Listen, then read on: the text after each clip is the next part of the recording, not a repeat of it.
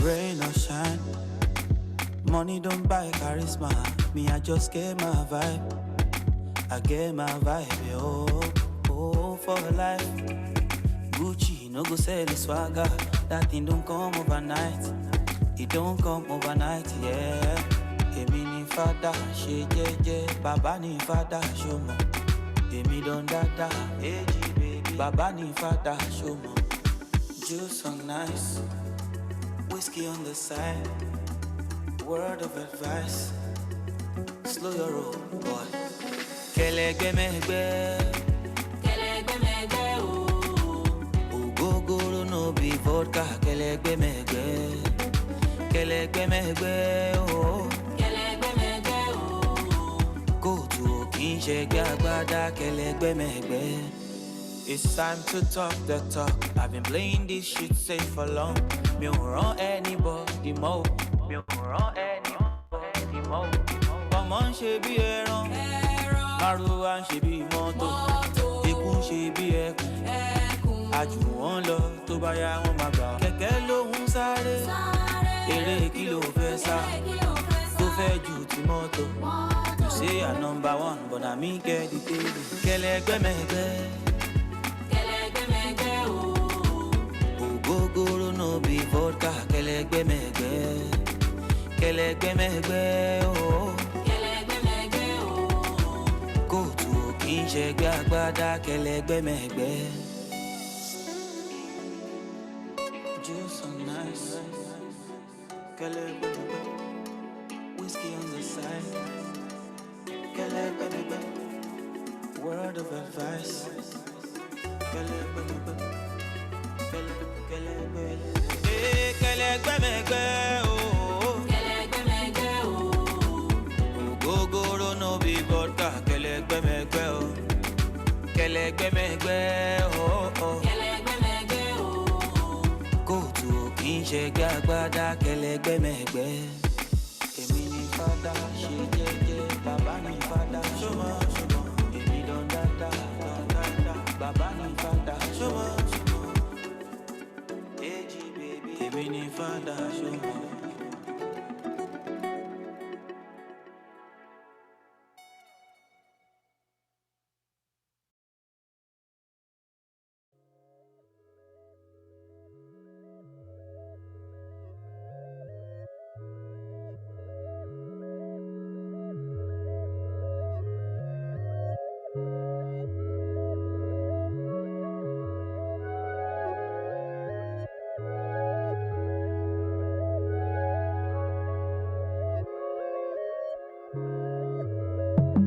Something to remind me, always manages to find me. It's just something about the timing. Yesterday is still so blinding.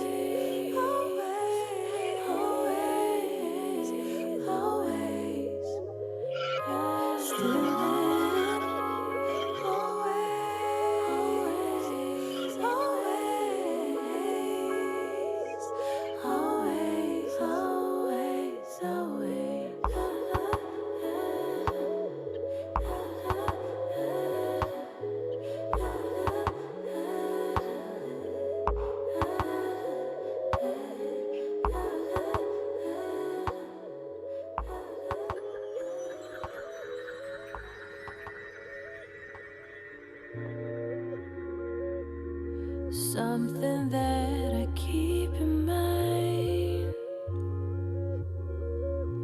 It's all too late to left behind. I live to forget, I really try. That's all that I can do, right?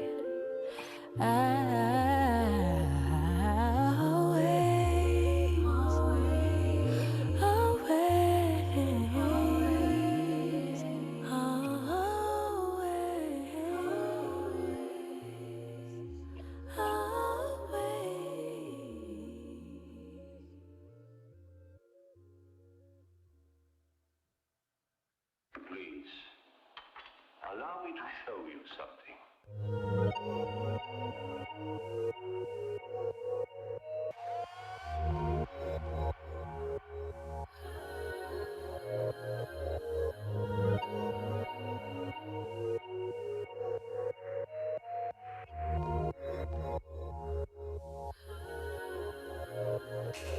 Here, there, far away, all too unfamiliar, nothing to remember.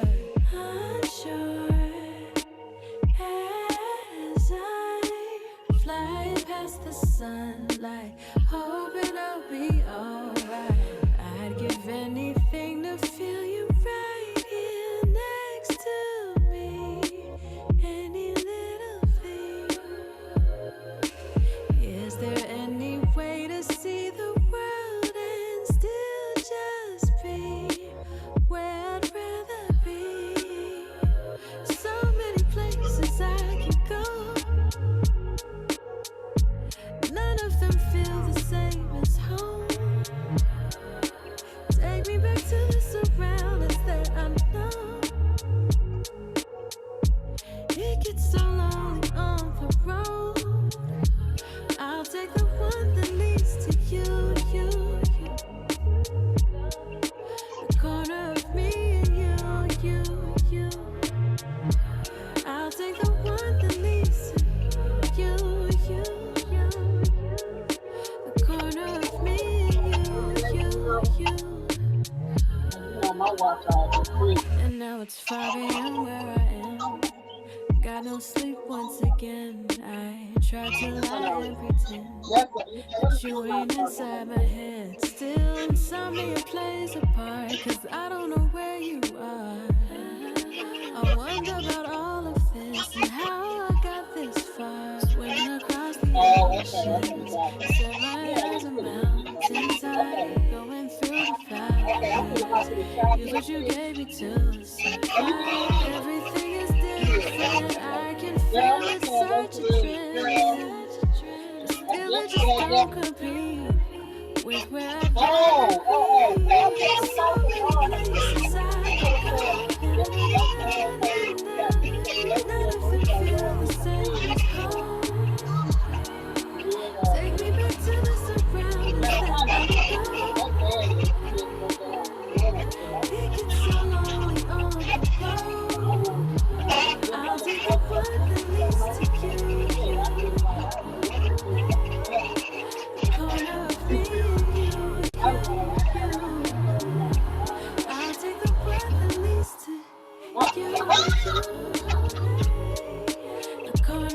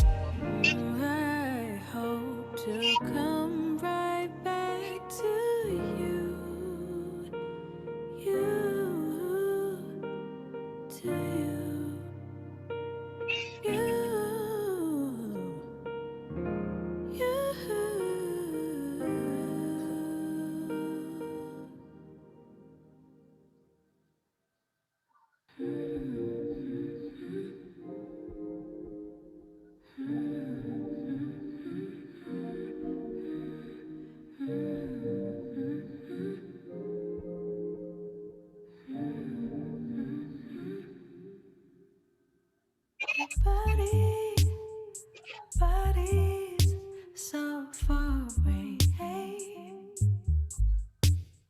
I feel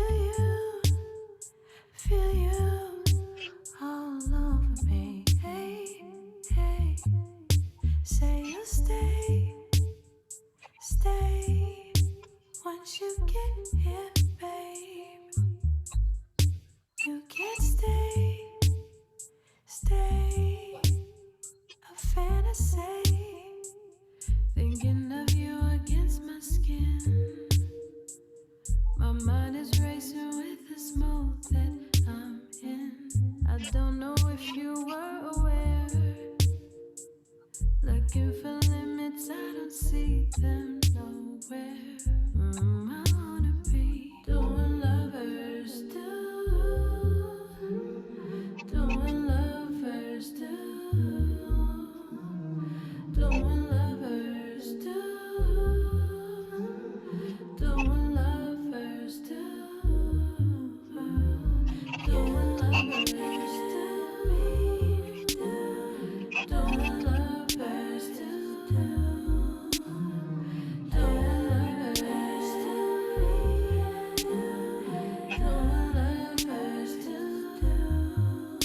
Energy is insane.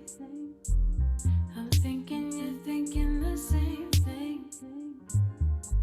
So it ain't really that strange. But passing this up would be a shame. Say you'll stay once you get here, babe. You can't stay a fantasy. I wanna be doing lovers do. You know you want to. Doing lovers do what they do. Doing lovers do. So you need to. Doing lovers do. Yeah. Doing lovers do. Doing lovers do. I wanna be doing lovers do.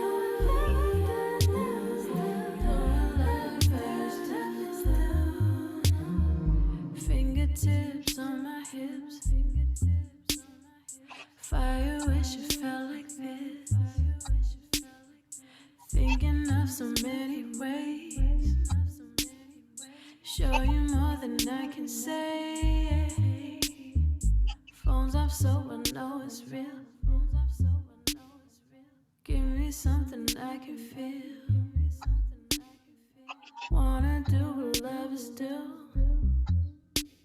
I'll leave the details up to you.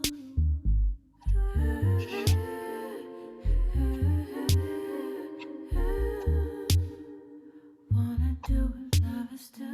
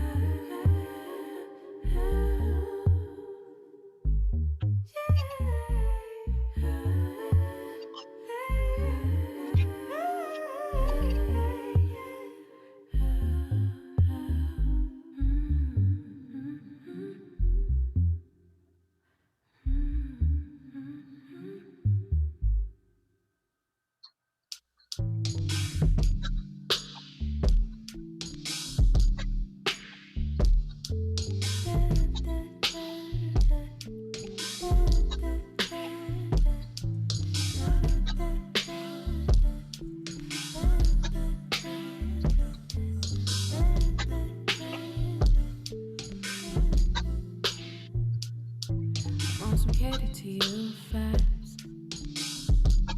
Just like DC said, and I don't care if they know why. Baby, we got our own arrangement. Tell me, what do you feel like?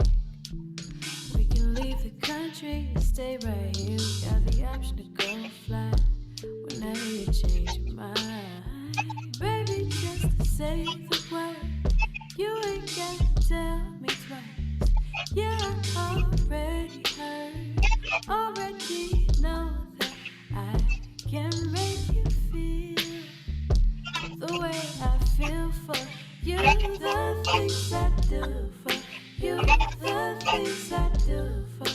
Your wish is my command. Real love on demand, love on demand, no ordinary man. Real love on demand, love on demand. The sweet taste of deja vu. Yeah. This all feels familiar, like we've already been through a little more conversation. Girl, I'm following your lead. We're headed in the right direction. I've never been the type for flexing, but if you want my affection, baby, just say the word. You ain't got to tell me twice. Yeah, I already heard, already know how I can make you feel the way I feel for you. The things I do for you, the things I do for you. Your wish is my command. Real love on demand, love on demand, no ordinary man. Real love on demand, love on demand. 24/7, baby. I give you what you want, give you what you need. Whenever you want it, baby. Whenever you want it. 24/7, baby. I give you what you want, give you what you need. Whenever you want it, baby. Whenever you want it. 24/7, baby.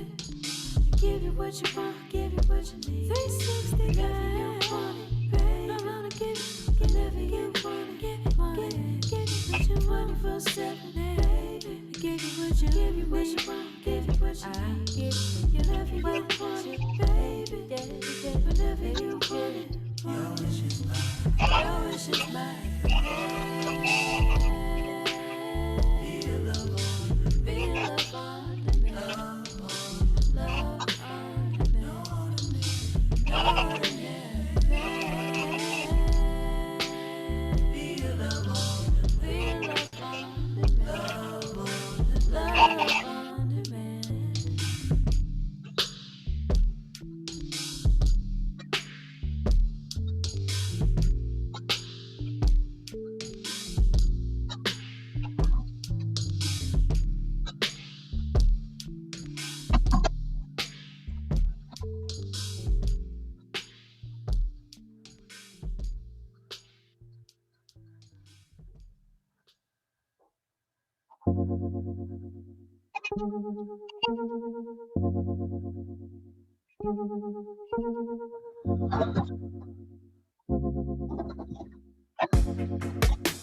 I think I changed my mind for the last time.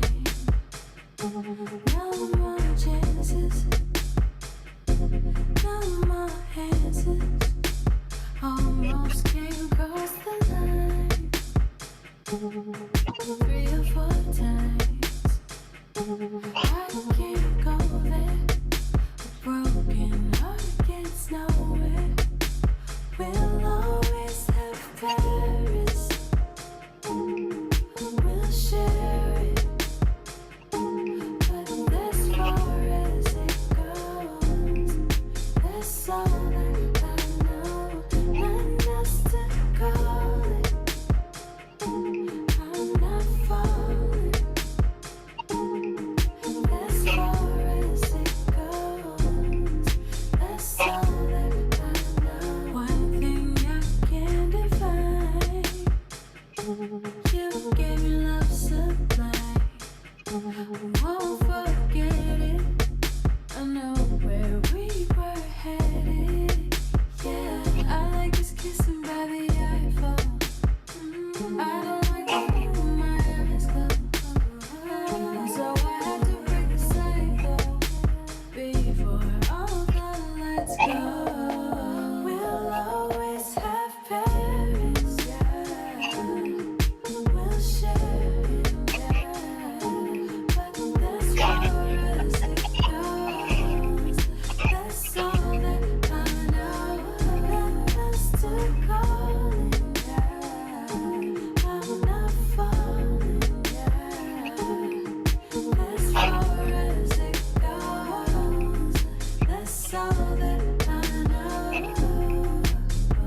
This is where I leave you, knowing I don't want to. It's as far as it goes. That's all that I know. Thank you for the memories. I'm not feeling risky. It's as far as it goes. That's all that I know. This is as far as it goes. This is the part where I'm going. I can't get no one, no one, no. This is as far as it goes. This is the part where I'm going. I can't get no one, no one.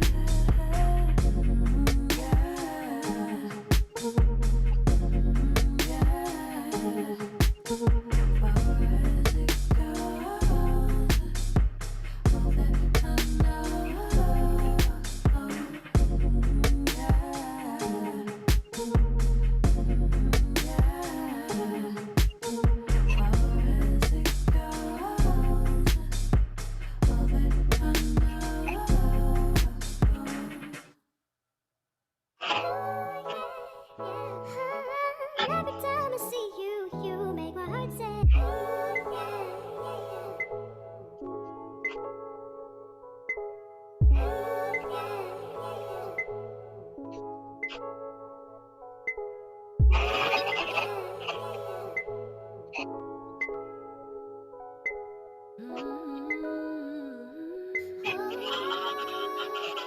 You're like sugar, so sweet. I know this one's for me. It don't matter whatever the weather, 'cause you're my ray to shine. And when I call you darling, can't help but smile. Time can stop forever, that would be fine. I'm where I wanna be, I really wanna make you see. If they don't know nothing else, they know I'm about you. Hey, I'm telling everyone I know this song is about you. And I'ma sing it all day, all night, 'cause I want to. I wanna tell the whole wide world about your love, your love, your love. It feels just like the first day. What you give me, it don't change now. And remember, I ain't leaving ever. You're who I'm here for. Yeah, I'm yours. And when I call you darling, can't help but smile. Yeah, time can stop forever, that would be fine.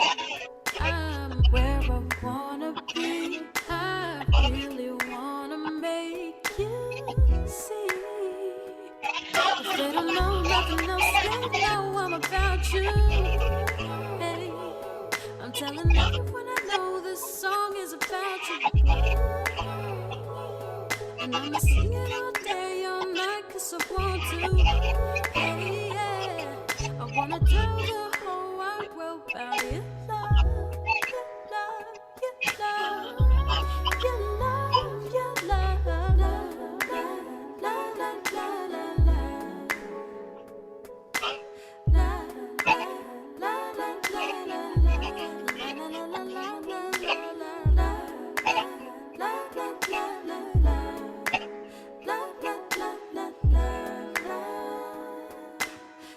Telling everyone I know about you. I'm telling everyone I know this song is about you, baby. And I'ma sing it all day, all night, 'cause I want to. Yeah. I wanna tell the whole wide world about your love, your love, your love, your love, baby. I'm telling everyone I know this song is about you, baby. And I'ma sing it all day, all night, 'cause I want to.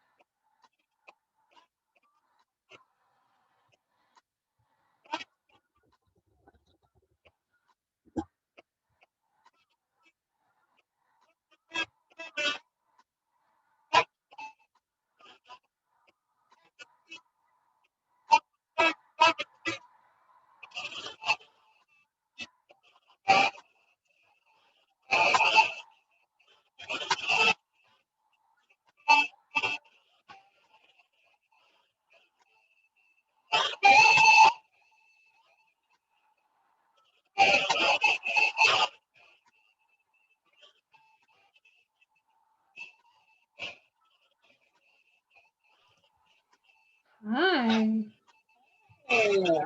Hello. Hello. How y'all doing? How's everybody? Good. Good. We're on live, guys. Okay, Awesome. Good to see you guys. yes. How's everything? Busy, good.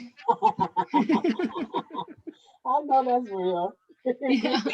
That's what it's about, right? Busy, busy, busy. Mhm. Absolutely. But that's good. That means I have a job and that means I have things to do. So Exactly. For real. Exactly. Exactly.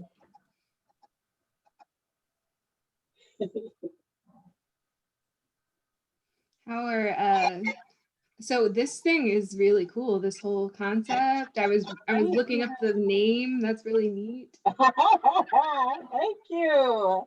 I'm excited about it. It's been really, really awesome. So I'm ready for the next 2 weeks, 3 weeks rather. So we're gonna be talking about that. And hey, Kim. Hey, Kiana. Hey, Tarika. Okay, now I'm on. I didn't been in and out like 50 times. I finally got it. Yes, yes. I had to make sure that the camera was on for everybody. Okay, that's what it was. Okay. Yeah, yeah. I had to change the settings. Okay. Okay. I was sitting up here I was looking at everybody. I was like, let me see. I ain't nothing going on for me. Okay, so it's a couple of other people that are supposed to be here. Okay. But as they come in, I'll just go ahead on and introduce them and let them in the room. Okay. So yeah. I'm excited. Hello, everybody that I haven't met yet. Hi. Hello. Yeah, so everybody welcome to Grade A Body Positive panel. We are here with so many wonderful guests, so many just great experiences that we are going to share as we celebrate. We are all educators or in the educational field or had our hands in the educational field. And so we are uplifting ourselves, we're celebrating us, and we welcome you to celebrate yourselves along with us as well here at y'all know my French is bad. At least yours is bad. Mine is non-existent. At Le Mot de Soi. So we are here talking about self-care. And we're going to share some self-care tips and stress management. And we're going to share our stories and experiences with you and just have an open dialogue about just body positivity, discriminations, overcoming discriminations, and just uplifting and positive. We don't want to just focus on that, but definitely uplifting Right. others. So that is the most important thing. So we have another panelist coming in. This is Joy Cheslin, my friend Joy. Come on in, Joy. So yes. So I want to start off by introducing also my very good friend, my sister, my confidant. Um, this is Stephanie Courtney. She is going to be our co-host for tonight. Hey, So everybody. we are tag team, and she is phenomenal. Stephanie, you want to give some information about yourself? Yes, I would love to. First of all, I want to say thank you so much for having me. I don't know how loud I am because I just got off another call and it was like super loud. So hopefully I'm not too loud.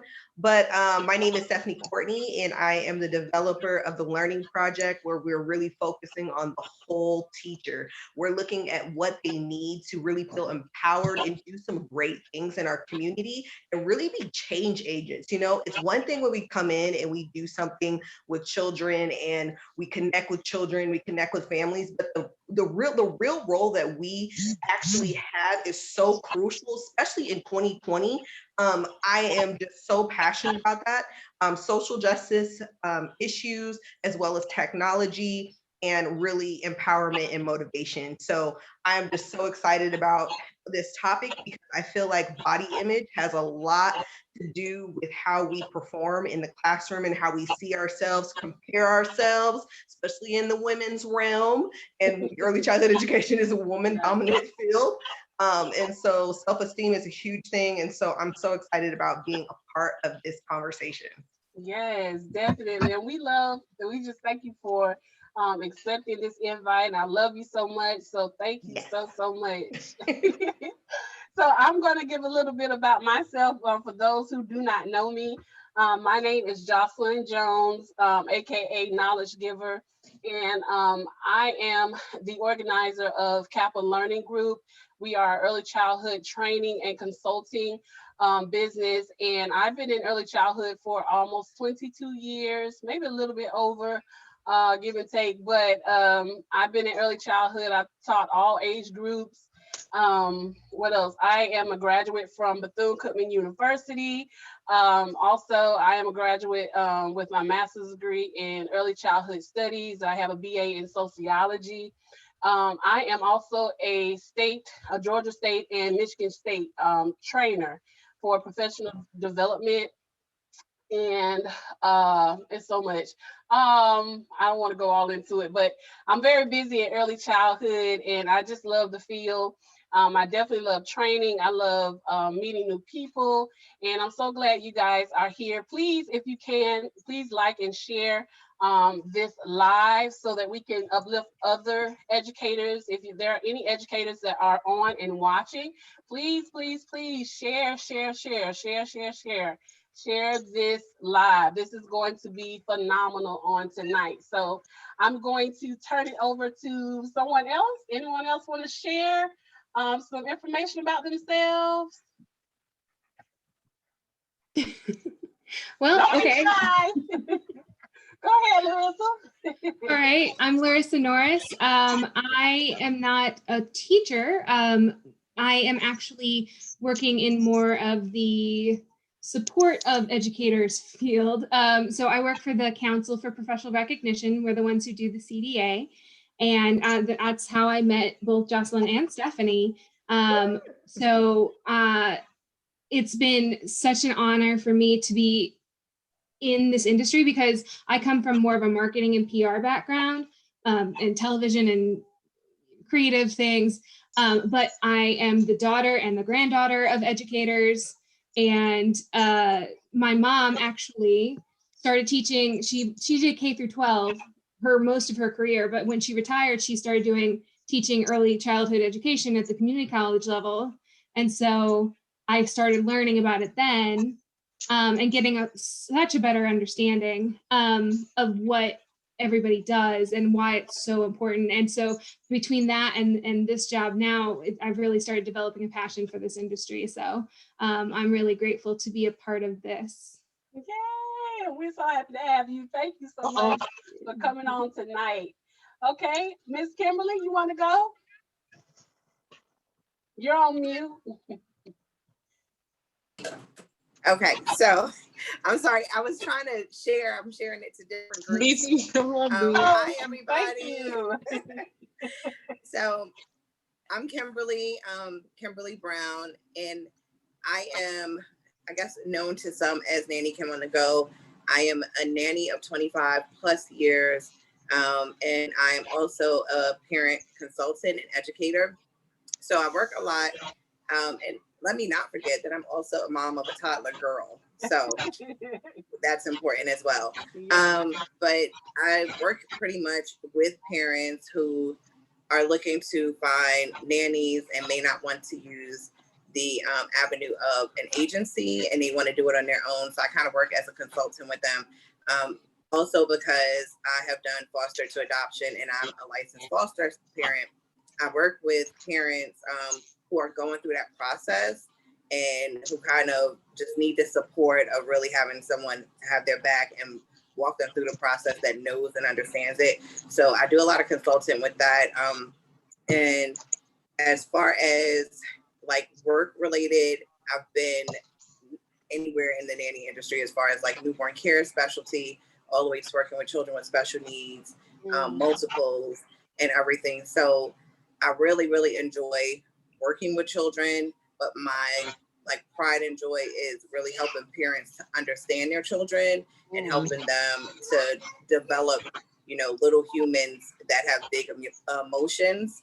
So thinking, you know, when Jocelyn was telling me about this and she sent it to me, she's like, well, do you want to be on a panel? I'm like, absolutely.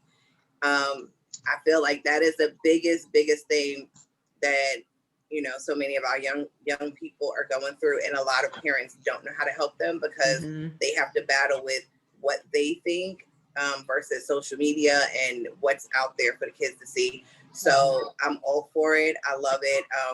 If you want to get in touch with me, Nanny Kim on the Go on all platforms. So there you go. All right, all right. So our next panelist that we're going to introduce is Tarika Watson, aka Grande Beauty. Hello, I'm Grande Beauty that's my I guess professional name. I'm a poet, writer, author. I just basically speak poetry, write books. I feel like poetry is like a type of ministry because you speak into people, you speak their deepest stuff they don't want to talk about most times, or you know, you can inspire them. So that's my role in the world. I appreciate educators. I appreciate y'all so much. I pray for y'all also because I am one with a difficult child. He's not bad, but he is lazy. He does not like to do work. So I am the mama. I tell the teacher before she can tell me on registration day, I'm the one that say he's lazy. He doesn't like to work. Call me if you got a problem. So I appreciate y'all so much. Y'all make the world go round. So I appreciate y'all. And without teachers, I would not be the poet that I am today without my English teachers and stuff. So everything goes hand in hand. We scratch each other's back in a way without even knowing it. So I appreciate y'all, and I'm glad to be on the panel. Thank you. Thank you. Okay. You're welcome. Our next panelist is Miss Carrion Gray. Hey, Carrion. Hey, Jocelyn. Hey, everybody. Hey, I always tell people I'm Carrion the librarian. I am a adult and senior services specialist for Prince George's County Memorial Library System. I have been employed with Prince George's County Memorial Library System for a little over 10 years now. I've had a variety of positions. I have been your children's librarian. I have done the story times. I have helped out on checkout desks. I've done so many things in customer service.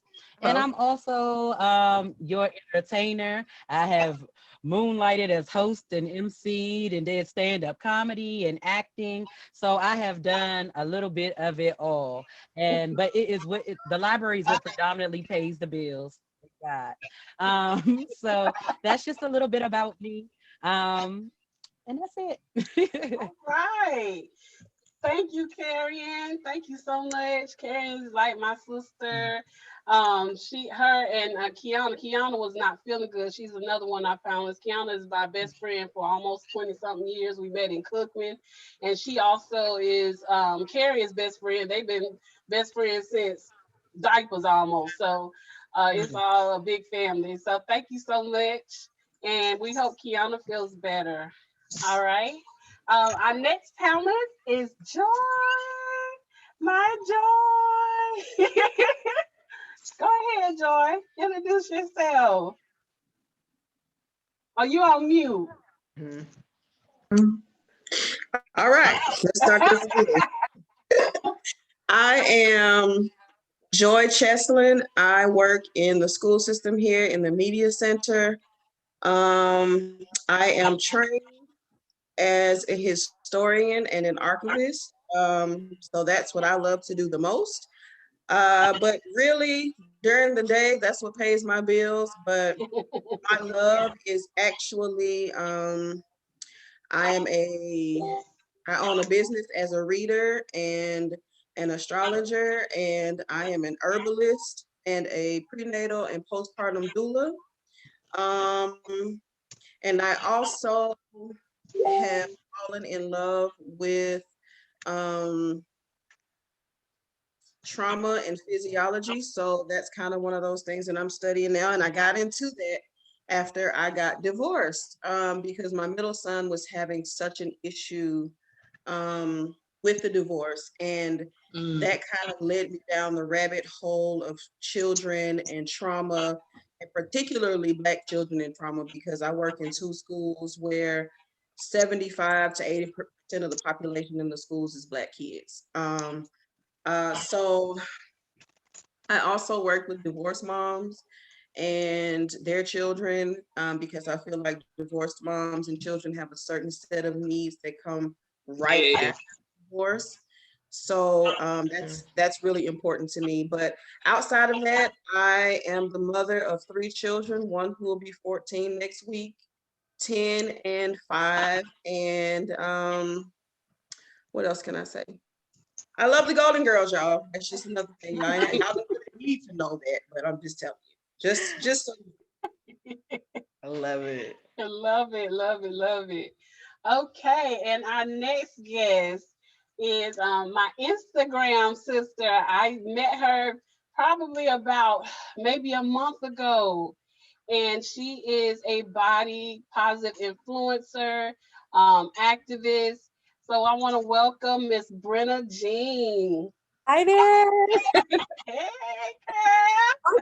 A whole mess. I came in a little bit late. My camera's off today, guys. I'm laying in bed. Part of what Jocelyn was just saying is that we met via Instagram. I just recently opened up my Instagram to tell my story. Originally to tell my story because I got diagnosed with this rarely diagnosed disease called lipedema, which is a fat disorder that I have. And I began to pass out spreading the word about lipedema and helping folks navigate medical fat phobia, and sometimes combined with medical fat phobia with medical racism and ableism. And so I'm using my platform now to tell more than just my story, as people have jumped in my DMs to tell me theirs. And so now I have this platform that's shifting to a platform where I'm going to be telling other people's stories of experiences with lipedema. So I'm originally from the Bay Area in California. That's where I am now, in the San Francisco Bay Area. And for a living, I'm an engineer. I do work in tech in Silicon Valley. Please don't judge me too quickly. And I'm hoping to eventually start a nonprofit organization to continue to tell more stories about lipedema. So we're better informed when we go into our appointments about what are the possibilities for some of our symptoms, as well as helping doctors to better recognize it. So we all have better experiences. And that's me. That's so awesome. That's so awesome. I love the work that everyone here is doing. It's so interesting to hear everybody say, well, by day I'm this, but by night, these are my superpowers that I'm activating.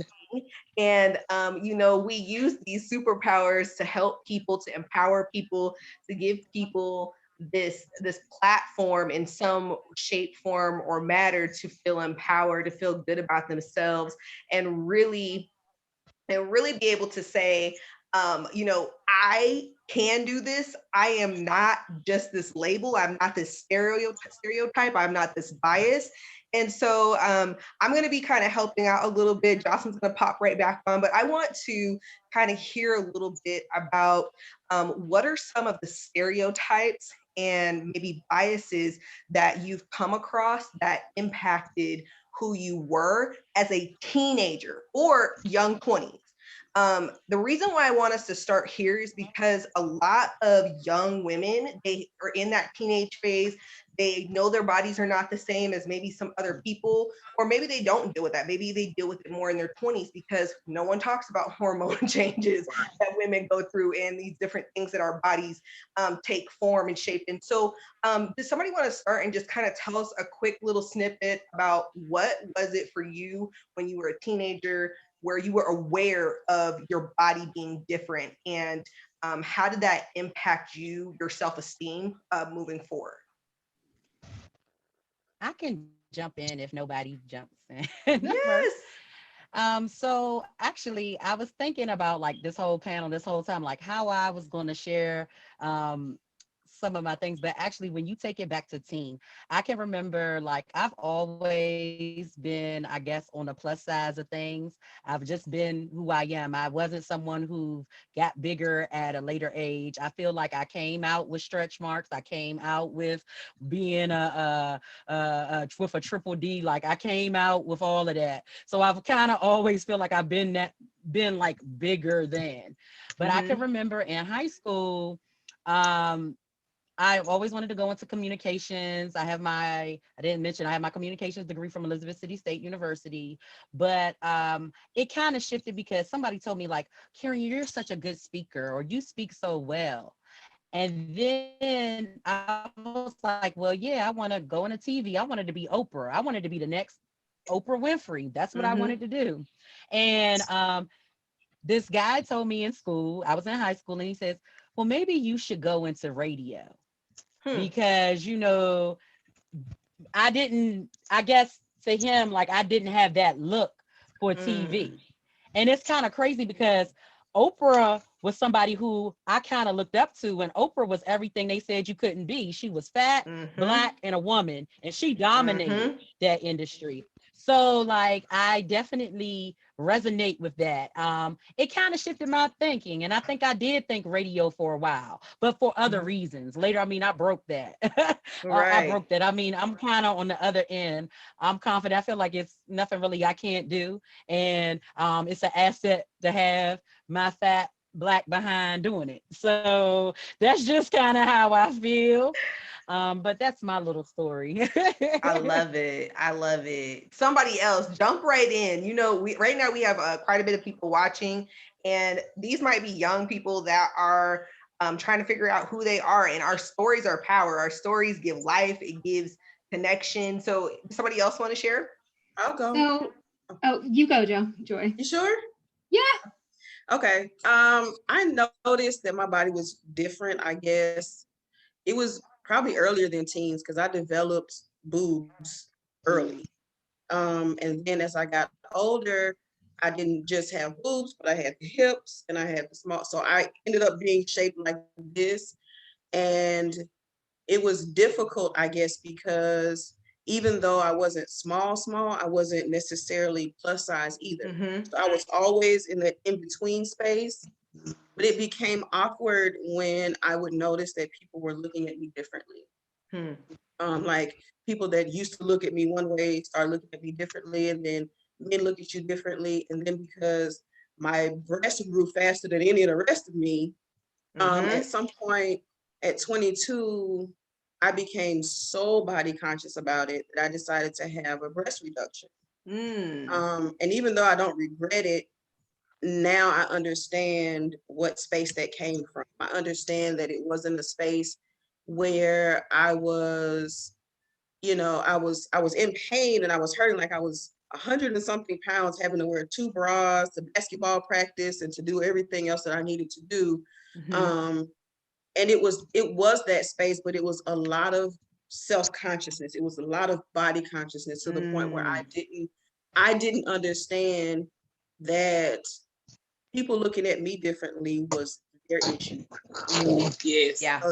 That was the thing. And then you come with the hips and all, and the thighs and all the things that people, particularly down here in Atlanta in the South, like the thing, I can't even tell y'all the things that people would say, but it's just ridiculous. But that's when I first started to notice. But now, I earned all of this. I earned all the hips, all the boobs. I earned all the thighs and all the, the bat wing arms. I earned all of it. Man, I love that you mentioned this. So there was a statistic that I found. I did like a training about biases, but biases about children that are bigger.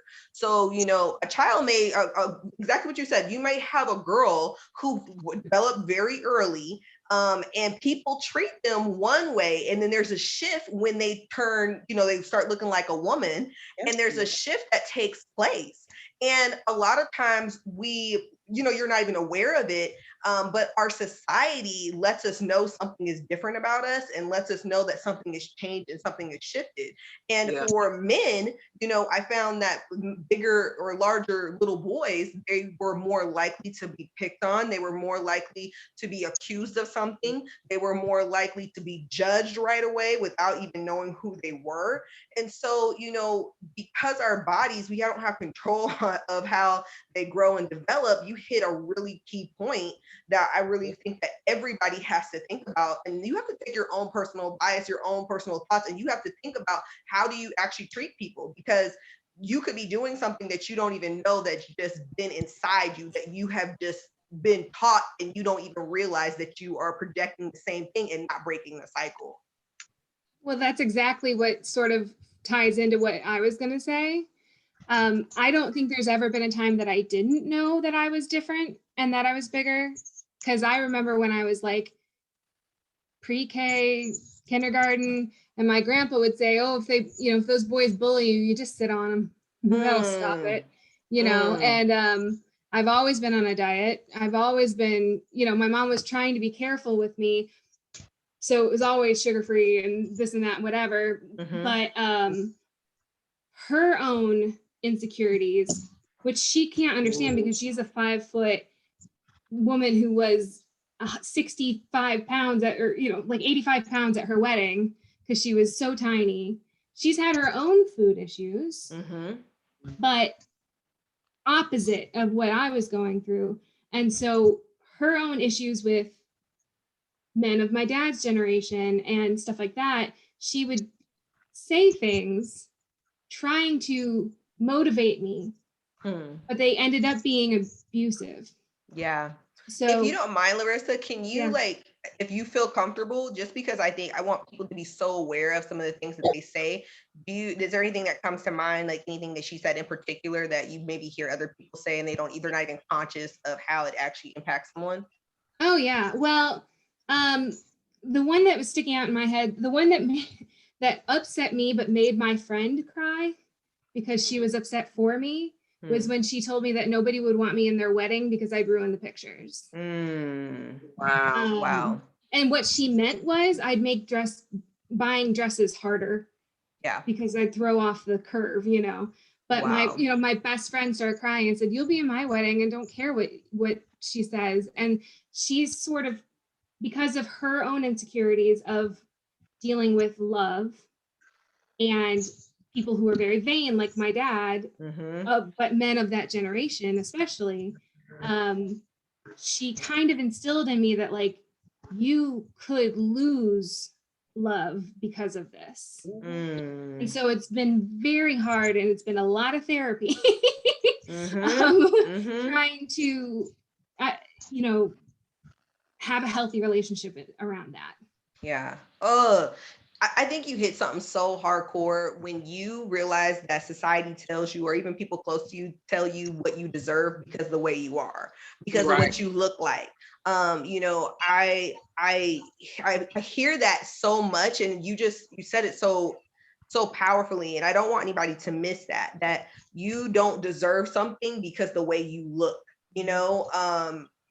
it's that was powerful. I don't want to put any more. I won't put more sauce on that. I want that to resonate and marinate for everybody that might have missed that. So, hey, Jocelyn, I see you are back. Does anybody else want to jump into that question before Jocelyn takes over there? Oh, please. Oh, it looks like Kimberly does too. Okay, so let's do it. The one thing I was going to say is one of the things that deeply affected me when I was growing up is that knowing that my body was different. I knew that my body was different when I was about 12, and it wasn't, my family's from the South. I grew up in Oakland. We are a Black family that lived in a primarily Black community. And so like beauty and body expectations were within context of that, right? So being thick and being a thick woman was something that you wanted. It was a positive affirmation for me since I was a kid. I was always surrounded by, positivity around being a thick and curvy woman. But I knew that my curves were different. They weren't the curves that were, the acceptable fat body, to have a small waist and larger hips and big breasts to be a figure 8 situation. Or like my mother, she was what you would consider thick. She wasn't chubby. She wasn't, very small. She would be what you'd consider thick. And she had a Coke bottle shape that she was famous for in the neighborhood. And I wasn't shaped that way. Lipedema and Ehlers-Danlos syndrome had changed the shape of my body. I had rolls where they weren't where people weren't used to seeing them all the time. I had, things that I was trying to hide, like my arms, for instance. I remember dressing as a child. I went to a school. I went to a private school where I wore a uniform, and I never wore the skirt or the short sleeves because my skin is looser, and lipedema will fill your arms, really big. And so I have rolls on my arms. I know you guys can't see me because my camera's off, but I have rolls on the top of my arms, which you probably have seen before. And so I was like Jocelyn. So I spent a great deal of my childhood trying to hide these things that I considered abnormal. And oftentimes beautiful Black women, beautiful aunties in my community would come to me and say, baby, you are beautiful. You are beautiful. And God bless them. And I appreciate them. But I also wished I had enough autonomy for someone to listen to me pointing out that, hey, my body's a little different from everyone else's. I mean, we don't have to always talk about my self-esteem. We can just talk about face value. I'm seeing a difference. Do you see it? Do you see the difference? And so I remained undiagnosed and kind of gaslit about the differences between my fat body and other fat bodies for a long time, Doctors don't take enough time just looking at us and to know that all fat bodies aren't a monolith. We're not all shaped the same way. Fashion doesn't even accommodate the fact that we're not all shaped the same way, and that body shapes are there more than three fruit shapes to describe, our bodies. And so we aren't noticing the nuances of fat bodies, and we aren't staring at fat bodies. We aren't looking at fat bodies in detail, and because they tell us to hide. They tell us to hide our roles, hide your quote unquote imperfections, hide your cellulite. Well, guess what? 11% of all, people assigned female at birth, so people born women, or assigned female at birth, I won't say that, have lipedema. 11%. That means 1 out of 11. 1 of 11, and nobody's heard of it. Nobody's heard of it, and nobody even knows about it. And a lot of that can be attributed to the doctors don't know much about it, but some of it is because our aunties and ourselves have worn long skirts to hide the way the legs cuff, have worn long shirts in the summer so you won't see the rolls in their arms like I did, have been hot as all get back somewhere in a church, in the school, in an office somewhere with layers of clothes on, trying to hide what they might consider abnormal about their fat bodies, right? So part of the underdiagnosis and part of the unawareness of the differences and not recognizing the different shapes that we come in is because we're hiding and people can't see it. And people can't see it. And so that's one of the things I grew up with people just going, oh, you have low self-esteem. Well, there actually is a difference. There actually is a difference. And yes, we can address my self-esteem, but also what did Maya Angelou say? When somebody's trying to tell you who they are, believe them. Believe them. When someone's telling you that they're having a different experience, because Black people do this all the time. Women do this all the time to men. We're having a different experience than you. Right. Believe them. Yes. Kimberly and Grande Beauty, I saw you wanted to chime in. Did you say you want to chime into this question as well? Yeah, I wanted to piggyback off Larissa because when she was talking about her mom, parents, family, they just don't know what they say to you can affect you. And I had that issue with my mom and my aunts. And the crazy thing about them was they would always encourage me and tell me I'm beautiful, like my uncles. Like my uncles never, like I always knew I was beautiful, whatever. And they encouraged me when I went outside the house, like, don't let nobody tell you and you are beautiful. But it was like, but when it comes to us, we can say what we want to say to you. And it was kind of confusing. It's like I knew how to face everybody outside, but in the house, I was, ridiculed. Like I was like even in my late teens, early 20s, and nobody's gonna hire you. You too heavy. Like they would tell me I wouldn't get a job because I was too heavy. I remember being young because I always had a deeper voice, a more heavier voice than the normal girl when I was young, and they would imitate my voice. And to them, I was just gonna end up a big chick in a house full of kids, and that was gonna be my life. Like that's what they literally would say. And I remember dreading going, shopping for school and shopping for clothes because my mom just made me feel so horrible.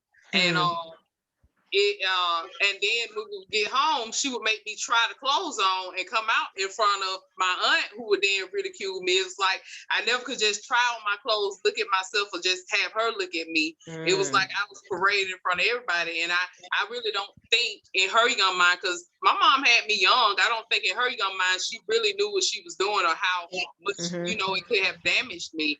But me being strong, like it's like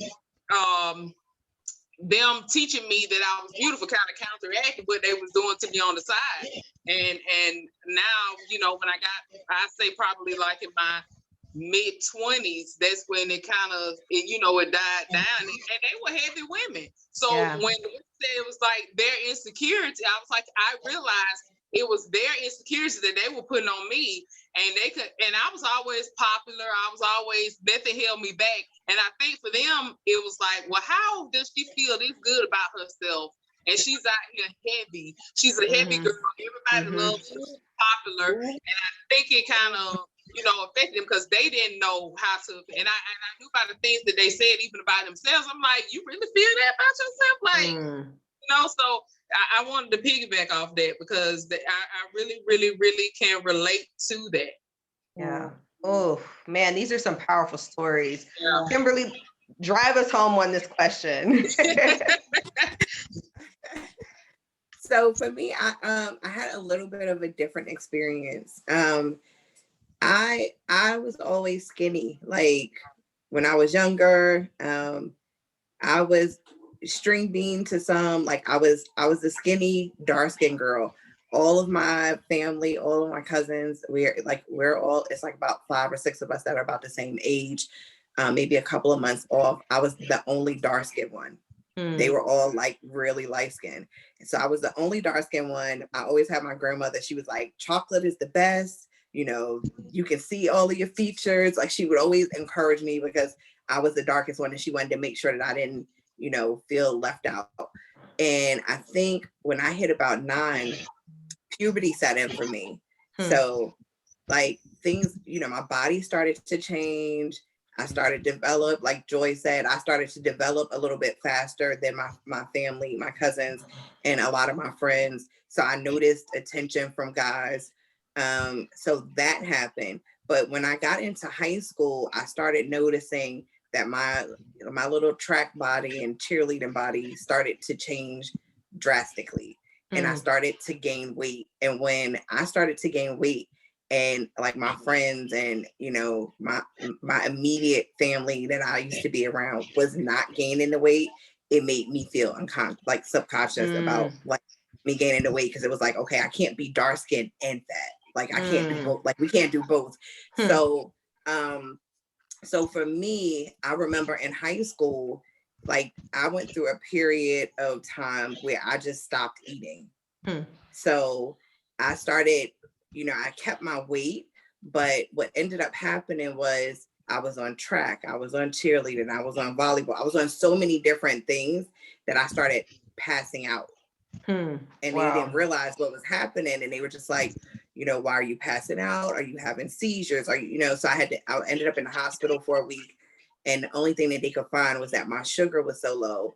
And they were like, you're not eating, like you're starving yourself. So they were like, you can't do all these activities and then turn around and starve yourself because you have no energy at all. So I was literally going to school. Like I may have like an apple, may have like a French fry, but after a while it had become so normal for me that when I left the hospital, they were like, it's either you're going to start eating or we're going to make you go to a hospital and they're going to force you. So like, I remember times when my mom would sit there and she would have like a spoonful of peanut butter and just be like, just eat it, just this once, just like, please. And I would literally be crying because I'm just like, no, like I can't eat. So I went through that for maybe about a year or two. And so what ended up happening is when I did start like gradually eating and eating more, I gained weight so fast. And so the doctors explained to me, they're like, well, because you starved yourself for so long, your body, when you eat, your body is thinking that it's not going to eat for a long time. So it's holding everything. So I went from being really thin and not wanting to be big to just gaining a whole lot of weight. And so I became really self-conscious, hitting the gym. I used to be in the gym probably like, I would say 5 hours a day. I was in college, I worked in the gym, and so I literally worked out all day long. Wow. So it was really like I really, really had a hard time with it.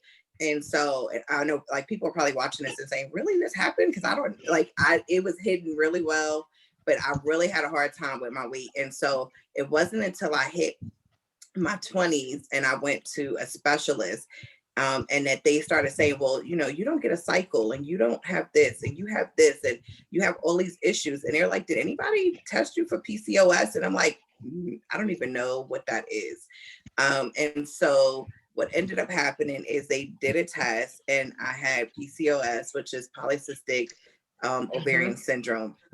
So my body was going through so many changes and I couldn't understand why I would gain the weight, lose the weight, not have a cycle for like a year, or like, you know, doctors were like, well, you'll never be able to have kids. So, you know, oh, well, like it was just so many things that, you know, they like doctors should have, like an OBGYN should have been able to tell me instead of just giving me a whole bunch of negativity. They really didn't know what to do. So like going through that whole phase of not knowing what was going on, not understanding my body and going through the changes of the up and down weights, because sometimes I would lose it, sometimes I would gain it. It just really did a huge mental thing, you know, a battle mentally that I had to, you know, really be okay with myself and know that like I didn't have to judge myself so harshly because it was something that I really couldn't control. And so I think it probably wasn't until I was in my 30s that I started hearing more people talk about it because, you know, like Brianna said, there, you know, the PCOS affects so many people. You know, you started hearing like Chrisette Michelle come out and like all these different people talking about, you know, I have PCOS and this is what's happening to me. I have PCOS. And so, it did make me feel a little bit like vindicated and feel a little bit better about it. But it's been a long journey to try and just get to this point of being positive and being okay with, you know, whatever weight I'm at and where I am. Oh my goodness, this is so powerful. You and Brianna hit some really, really tough. And I just want to share really quick before I hand it over to Jocelyn. So this week I had a young lady, she's pregnant and I'm pregnant as well. And she had told me a situation that had happened at her doctor's office. And she's a family member of mine. So I said to her, you know, this is not okay. I recommended you. I'm going to say something to the doctor. And I was talking to the doctor and I said, do you understand that most women do not know how to petition for themselves until they're in their 30s? When you know something is not right with your body and you are trying to tell somebody something is wrong, something's not right, they are looking at they're judging you according to a typical chart and saying this is where you should be, and this is, if you're not there, then you are not, this is why you're having these issues. And then what it does, it messes with your psyche. So you're like, am I crazy? Is there something wrong with me? Did my family affect me? Did those words affect me? Did this medication affect me? Do I have something going on with me? It makes you feel crazy. And so, you know, one of the things I just want to drive in this conversation, when you feel like something is not right with your body, regardless of your size or whatever the situation is, you petition for yourself. And we need to teach our daughters and we need to teach our sons as well to advocate for their body and not just to say, oh, well, the doctor said that, so it's over and done with. You've got to be able to say, you know what, if you have the right to say something is not right, or I'm not understanding what you're saying about my body. And we need to get to that place where we're teaching our kids and our family members, or the kids in our families, young adults, all of these different people, that you have a body and you own that body and you know that body, and don't let anybody else tell you about your body. So I love these conversations that we're having right now because so many people are being affected by them, and they're thinking that there's something wrong with them, and they're thinking that they are not worthy of love. They're not worthy of a career because of what they look like, and because they know something's maybe out of shape or out of wrong, something's not right. Just recently they did a study for Black women that use perms. They're not regulated. They don't have to have chemical regulations. And so they found that Black women had thyroid problems that were off the chart. So, you know, when you have these thyroid issues and they're causing all of these other issues, and you don't even know what's going on. I mean, this is such a jam-packed conversation. Listen, if you guys are watching this live, you need to share this with somebody because these conversations are real, and these conversations are going to bring healing. And that French word that you said, Jocelyn, so la vie, whatever it is, girl, that's what is happening right now. Can I say something really quickly? Yes. So I remember when they told me I had PCOS, I was like, I'm sorry, what? But I also remember thinking to myself, first of all, I don't know what this is. Second of all, it sounds made up. So I went and did some research on it. And at the end of the day, I actually ended up curing myself from PCOS, which is how I got started in herbalism.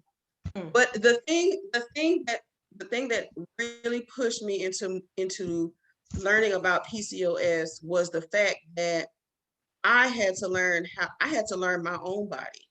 So we can talk about advocating and teaching our children to advocate for themselves, and teaching our children how to say this is not right, this is not right. But if they don't know what's normal for their own bodies, or if they don't know the function of the body, then they have no idea what normal is. So even now, I have 3 children, 14, 10, and 5. I have 2 boys and a girl. My baby's a girl.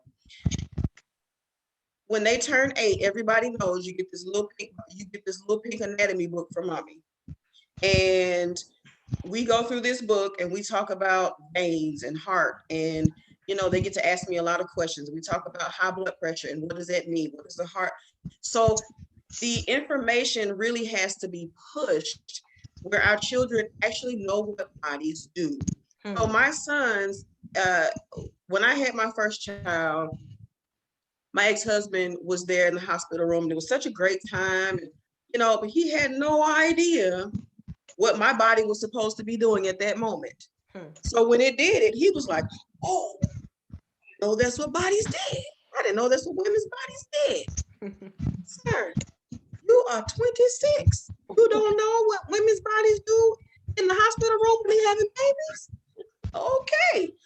So when I had children, I am super hell-bent, on my children, on my boys particularly, knowing what women's bodies do. And I want my daughters to know what boys' bodies do. Because if you don't know what bodies do, you cannot advocate for yourself. If you don't know that the lump in your throat could possibly be thyroid, you don't know what that enlarged means, then you can't advocate for yourself. If you don't know that the tingling in your fingers has to do with circulation and magnesium and calcium, you cannot go in there and say, well, I feel weird, and want somebody to fix it, because nobody has any idea what you're saying. It's like going into the doctor's office and saying, my cupcake hurts. I'm sorry, what? The word is vagina. Okay? That's the word. Let's call it what it is. So we have to start making it normal. We have to normalize talking about body parts and functions, and what does diabetes look like? What does high blood pressure look like? What does lymphedema look like? My mom has lymphedema. What does it look like? What does it look like when you have hormonal imbalance? What does that look like?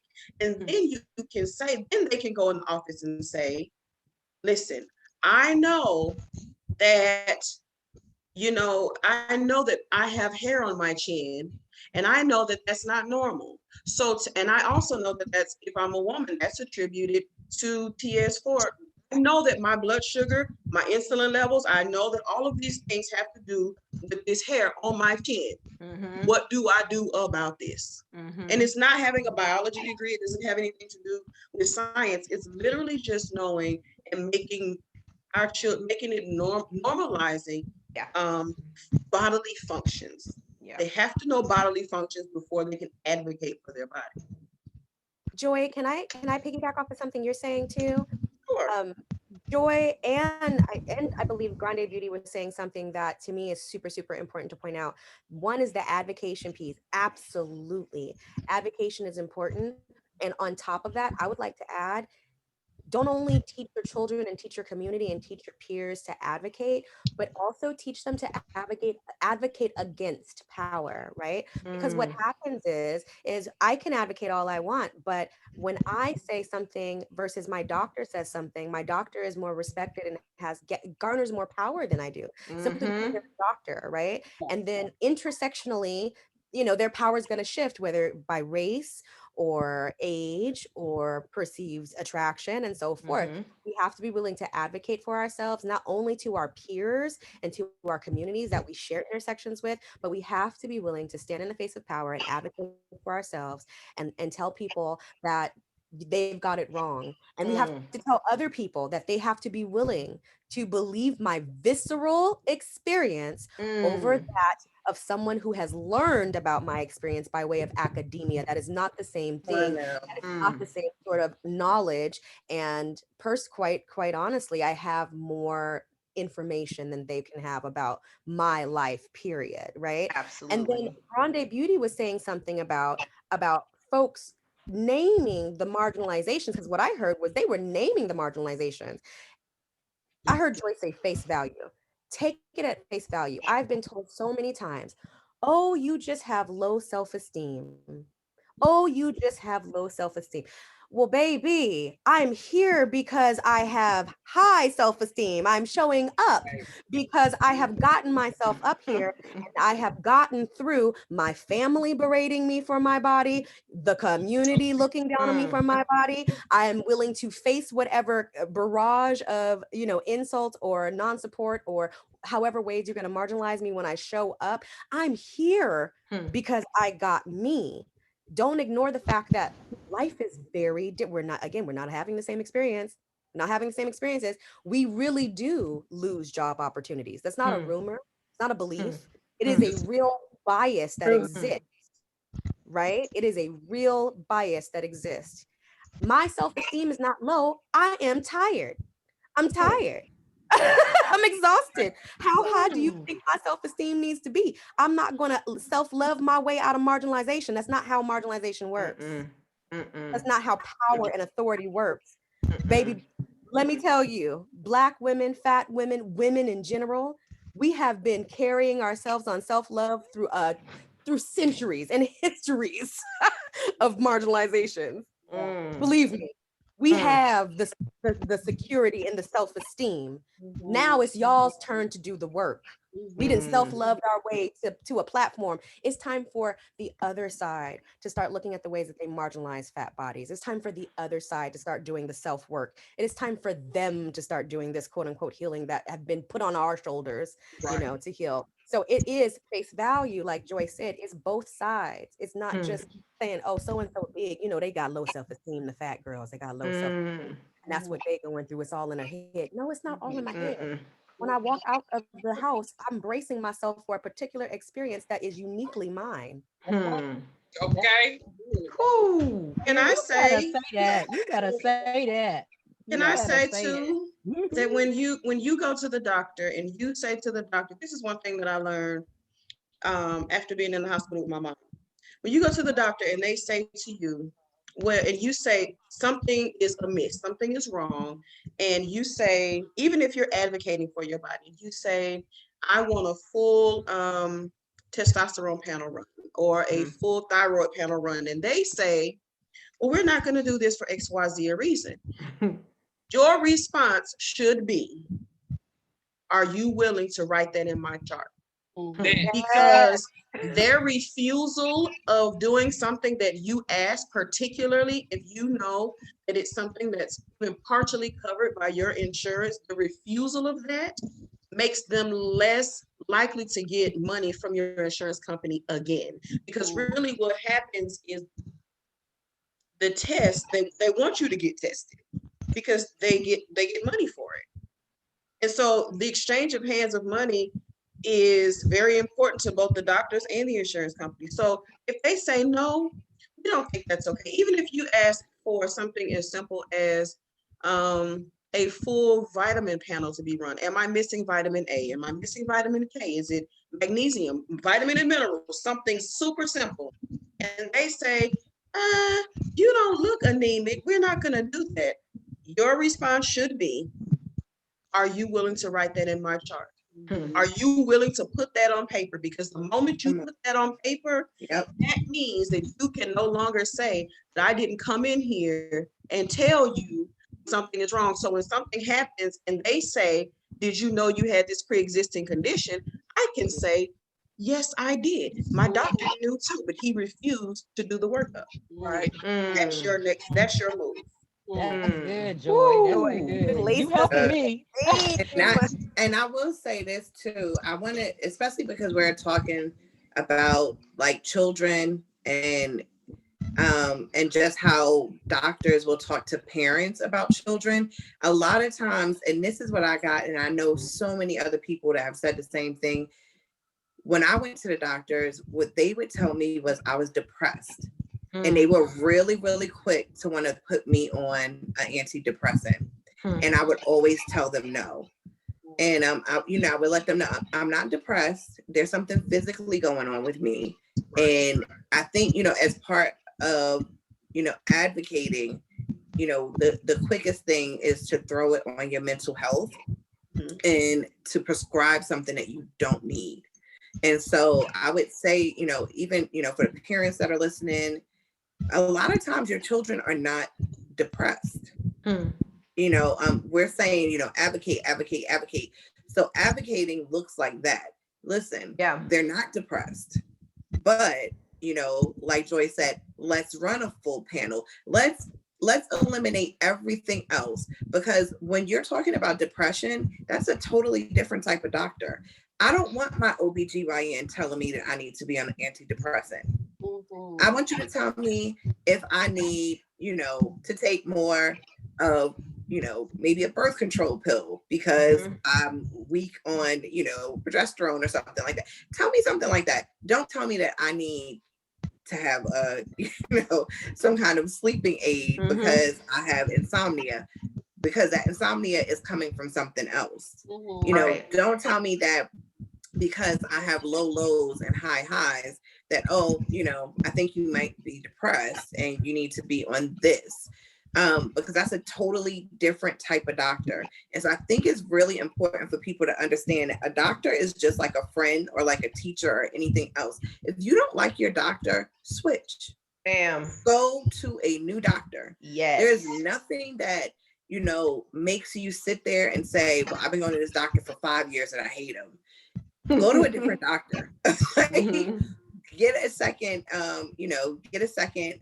person to back what that doctor said.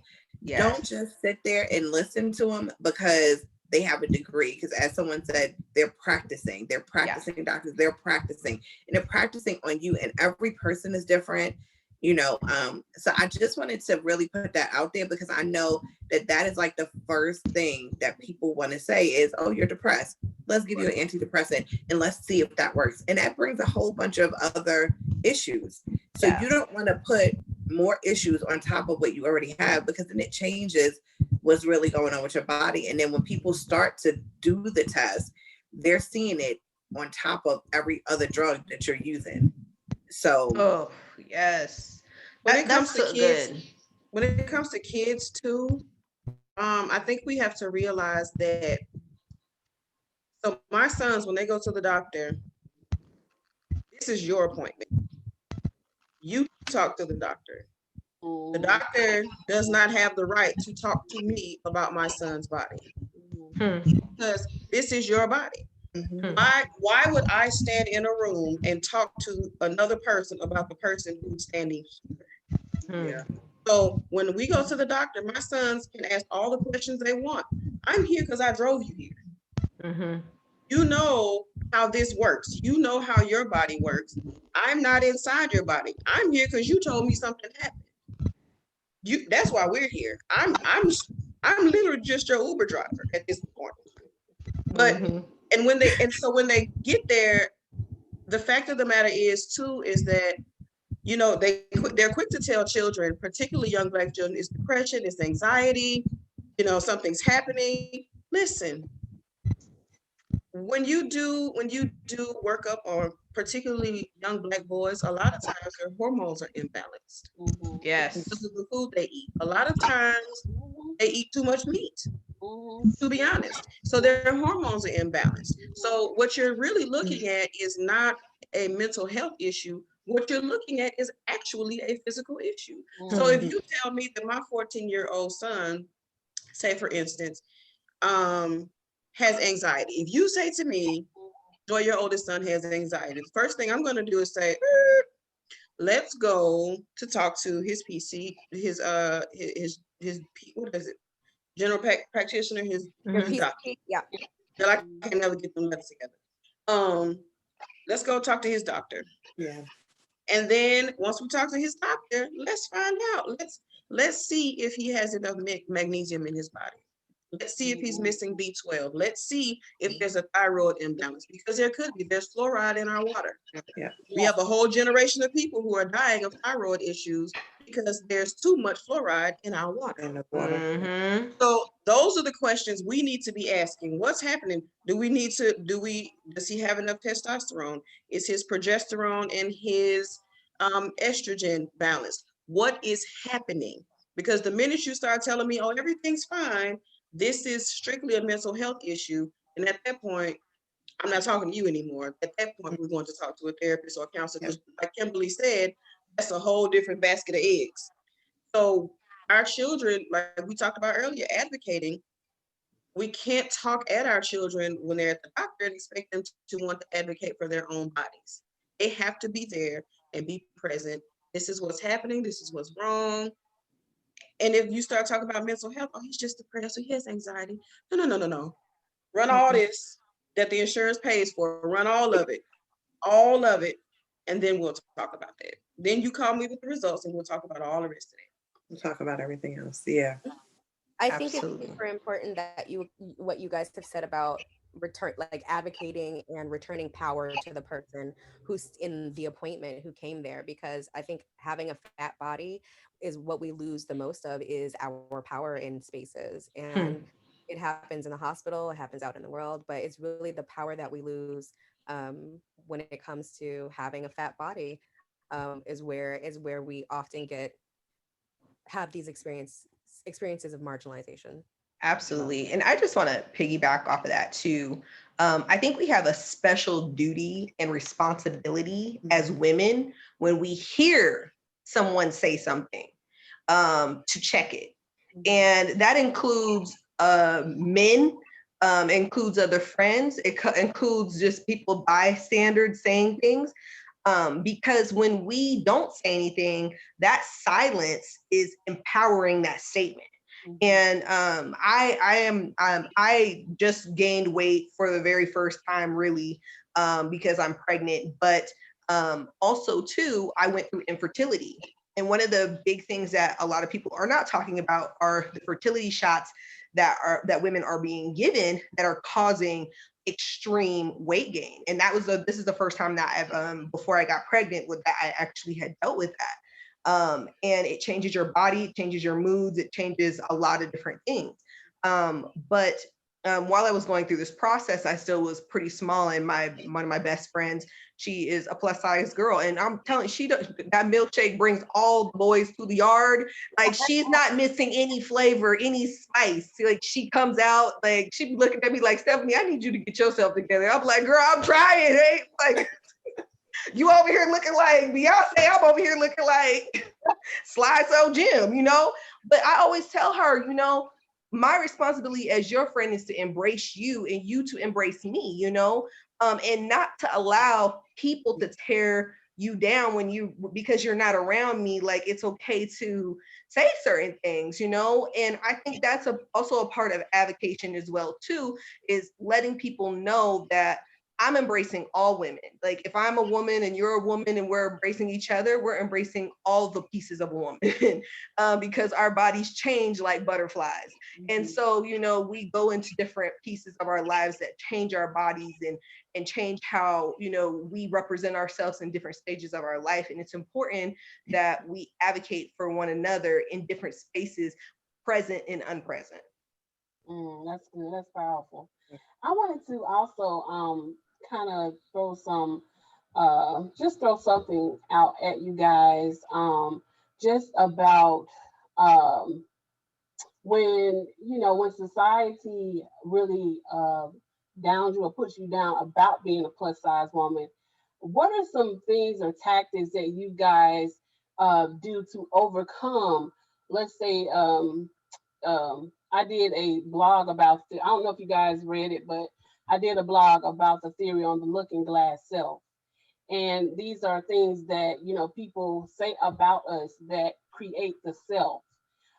So with that being said, what are some ways that you guys overcome, you know, all the negative stereotypes and stigmas and things of that nature? How do you overcome those things, you know, about what society say to you? What are some tactics that you can give people who are going through self-esteem issues based upon what others think or what they say?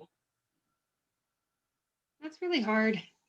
I mean, obviously we're all strong enough to say that we've been through this and we're still here, and like Brenna said, like, I'm here, so my self-esteem can't be that bad.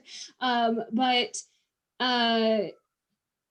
it's so much easier to think of all the negative stuff that people have said, and like, but then I think, but I got through it. So how did I get through it? What did I do? So one of the things, again, going back to, I swear it's not all related to my mother, but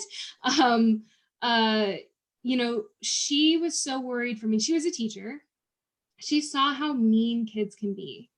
So she thought she was going to toughen up the runt, essentially, by sort of getting to me first and making me tougher. But what happened was I won people over with my personality, and I was gregarious, and I was out there just being myself, and nobody was mean to me but her for a really long time. And one of the things that I learned at one point, but I had to unlearn, was to like make the joke first. That used to be my coping mechanism, was make the joke first. But it got to the point where I made so many people uncomfortable because I was like, what? We're all thinking it. And they're all like, no, we're not. Why would you say that about yourself? And so I had to unlearn that joke, that make the joke first thing, because people didn't want to be around that either. So I had to like have some self-reflection and just realize it's my personality that people are drawn to. And if I can just be me as much as possible, then they need to just, I have choice words there, but and through all of it, through being told that you're not enough, or through being told like I would settle for you, or dating as a big woman is just hellacious. Oh, hellacious.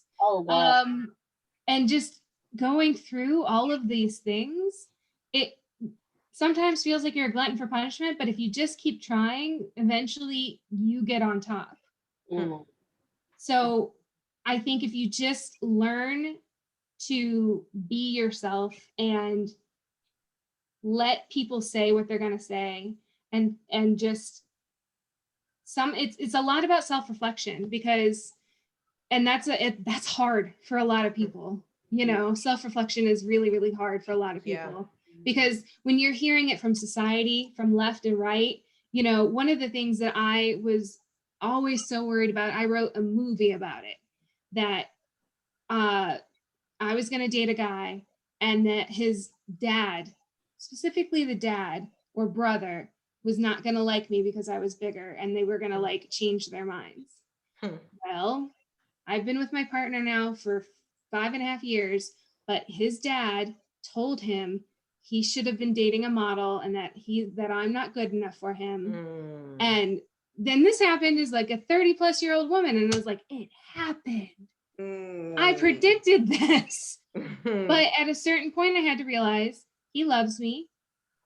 He knows what my body looks like, and he's still here. Wow.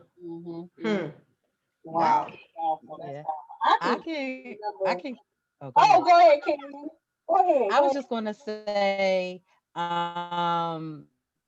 you got to love you first. I think that's the biggest thing to overcoming anything. Whatever your thing is, everybody has their thing. If you got a crooked toe, you got to talk to that crooked toe every day. All right, crooked toe, come on, you going to take me where I'm going, crooked toe. And I'm saying that it's funny, but whatever it is, if it's the stretch mark, if it's the roll that sit on top of your pants, talk to that. Love it. And I think I can say that with ease now as my 37-year-old self, because I've sat in this body and I take this for my body, and my body gets from point A to B to point B. You got to affirm the body, the temple that you are in. How, if you're not affirming the temple that you're in, how can anybody else how can you expect the love from anybody else? And that's what I'm saying. Like, just to talk about what Larissa was saying about, making the joke first. I've done that as a coping mechanism. But for real, what I've realized is if you don't make your body an issue, it really ain't an issue for people. And that's just something that I've came to. I come in, with my full carrying self into any situation, and I love me. Some people might say, there go that fat girl again. Oh, well, I'm fat and I'm happy and I'm going on about my day. I'm not making it a business. If a business don't want to hire me, then they're missing it out because I'm the asset. You know what I'm saying, to your company. You know what I'm saying? I'm the brainchild. And that's how you have to carry yourself sometimes. And that's just how it is. That's the biggest thing I have to say is just affirming yourself, affirming the body you in, that place that's jacked up. Make love to it, because guess what? If you ain't gonna make love to it, ain't nobody else gonna make love to it. So you got to do that for yourself. That's all. Yes, I want to piggyback on what you just said, Carrie, and that really affirmation also comes from your parents. Your parents have to affirm you as well. And I was just blessed to be in a family. Every family have their own issues and things like that. And I come from a family, I'm from the South as well. And so, I came from a family, with big, beautiful women. My daddy especially on my daddy's side, my mama has always been thick. She probably been an 18, 22, that's really as large as she ever gotten. But on my daddy's side, they some big, they some big girls. But, and I've been heavy all my life, but it's been I have to give it to my mom and daddy. They affirmed me and my family. I've always felt beautiful, even when, even from the outside, when people told me that I wasn't, I couldn't negate that because it started from home. And so I want to talk to the parents or whoever is watching. Please affirm your children. Let your children know that they are beautiful. Let them know that they are beautiful. Even if this, society says, no, you too black, you too skinny, you too, your hair's too curly. Whatever it is, let your children know that they are beautiful. So when they go outside those doors, they can face the world. All this bullying and all this. I got bullied too, but you know what? I got up in that ASS. Boom. Okay, and let them know what time it was. You have to teach your children to stand up and advocate on their own behalf. And it's so important. And I can remember even when I was in high school, they talked about me. I ain't care. If you know me, everybody know I don't care about what you say about me. I'm still gonna be me. I'm still gonna be me. And they did it when I was in college. Folks didn't like me because I was who I was. People want you to, hold your head down low when you big, and they want you, they expect you to have low self-esteem. They expect you to think less than you should of yourself. They expect you, and when you do that, they got an issue with you. Oh, you a B. Oh, you all this, you all that. Even when I was in college, I went through that. I didn't have a lot of friends in college, because of what people thought about me, because I had esteem about myself. So I just want to encourage the parents, please affirm your children. Let them know that they are beautiful, that they are somebody. That is just very important. It starts at home. It starts at home. Yeah. You got me in tears, Miss Jones. Miss Jones, let me tell you, I was one of those kids who, like, first of all, both of my parents are from the South. I am the firstborn here in California. So first of all, your accent is what also brings me to tears. But but also, my parents, they were my bullies sometimes. My mother would say things like, you're so pretty, but you ruin it with your body, kind of thing. And my father would affirm that. He would affirm that, like, well, you a pretty girl, you just got to get your body together. And and nobody knew I had lipedema. They passed before they even knew that. And even if they didn't know, even if I don't have lipedema, why would you tell a child that? So when you tell your children, I just read this. I have ADHD, so it's hard for me to quote, but Bell Hooks wrote, I think, in something all about love. Bell Hooks says something about, we don't learn to love ourselves in a vacuum. Love is a communal responsibility, not only the responsibility of the parents, it's the responsibility of the family and the community to mirror, to build that image in a mirror for you.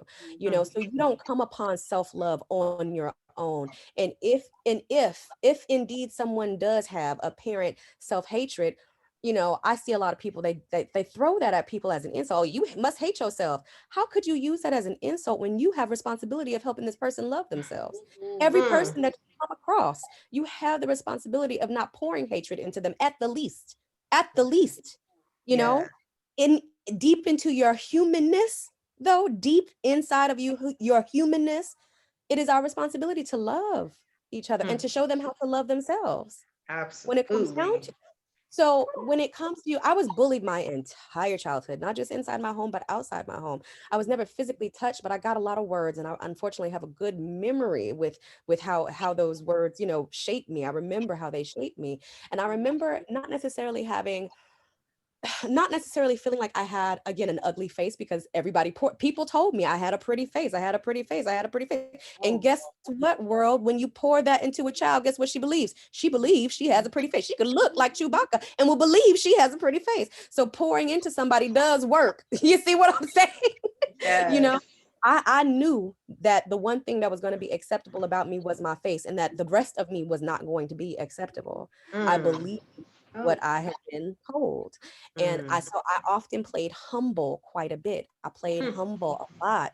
I didn't want to be too excellent. I didn't want to take up too much space. I didn't want to be on a panel like I am today, and sound too authoritative and sound too aggressive. You're a big Black woman, of a middle skin tone. I understand where my privilege lies, but you a particular woman darker than a paper bag, and you showing up with all this authority, and you're big, and you're arrogant. You get called arrogant and a bitch real fast. Real fast. Man, you just hit something. So this is a tough conversation. This is not for the lightweights. Oh, it's this not is good. For the lightweight, because let this me tell you, good. one of the things that I learned about a lot of the people that do come for you, a lot of the people, and they come at you and come to you with fervor sometimes about the audacity of you to sit there and exist and be a big person in a large body, and to sit there and have the nerve to even think about loving yourself and loving somebody and demanding that the community love you too. Absolutely not. The nerve, the audacity, right? And you hear that, and it's a trigger.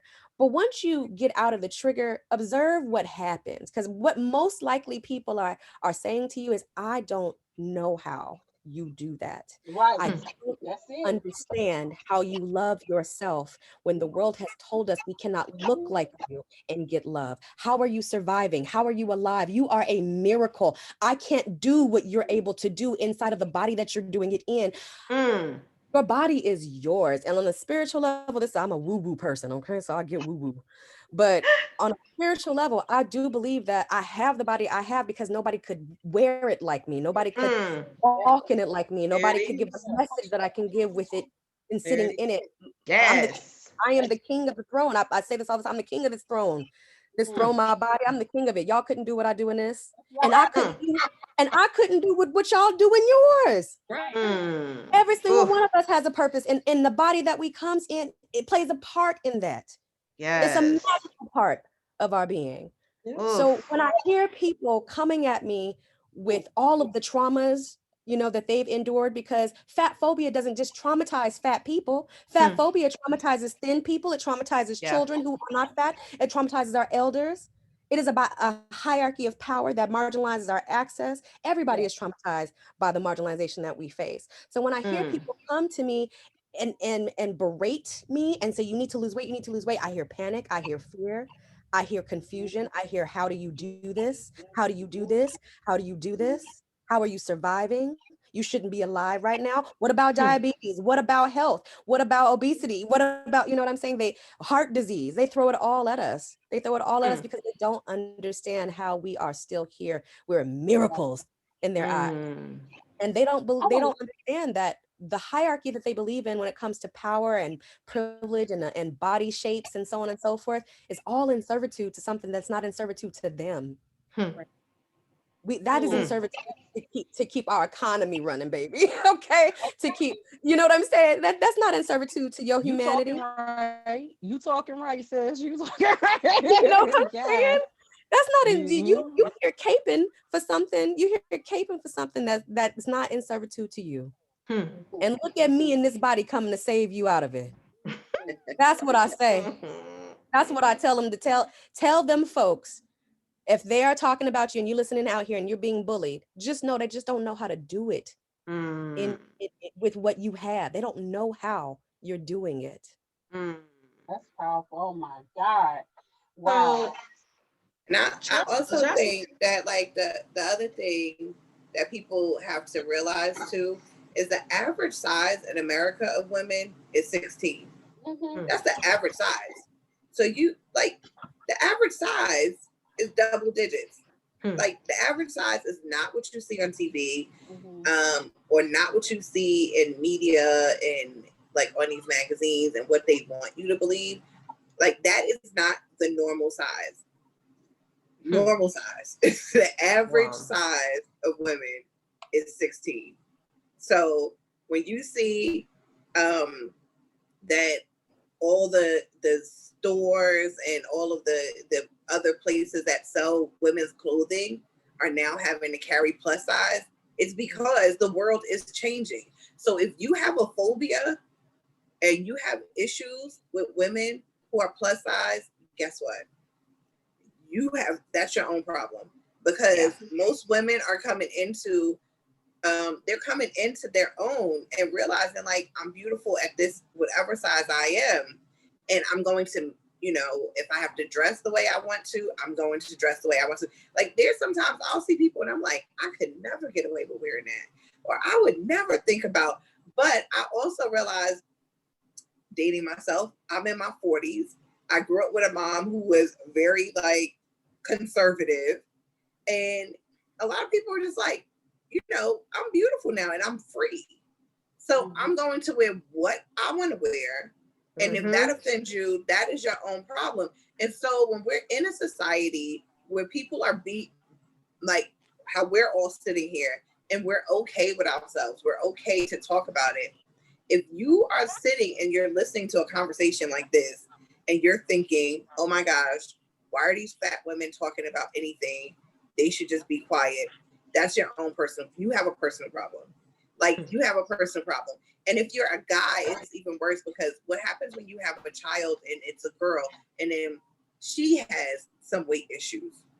What happens when, you get married and your wife's belly and body doesn't snap back after the baby. Like what happens? Do you not love that person anymore? And you can't say, oh, well, that's different. That's my wife. That's different. That's my daughter. That's different. No, it's not, because that other person that you're talking about, she's somebody's daughter. That person that you're looking at, she's somebody's wife. Look at her finger. I'm sure she's got a ring on it.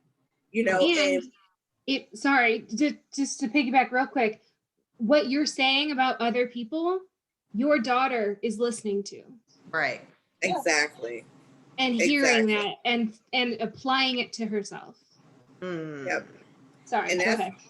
Nope, that was a good point. And that's the thing, like, you know, people have to realize that just because you think about something doesn't mean it have to come out your mouth. Like, curve your enthusiasm, keep it to yourself, because what you believe is not what everyone else believes, and it is not like the status quo.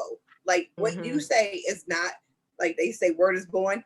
Your word is not born. Like, it only is for you. It's only for you. That's my jersey coming out, guys. But I heard you. I hear you, Jersey.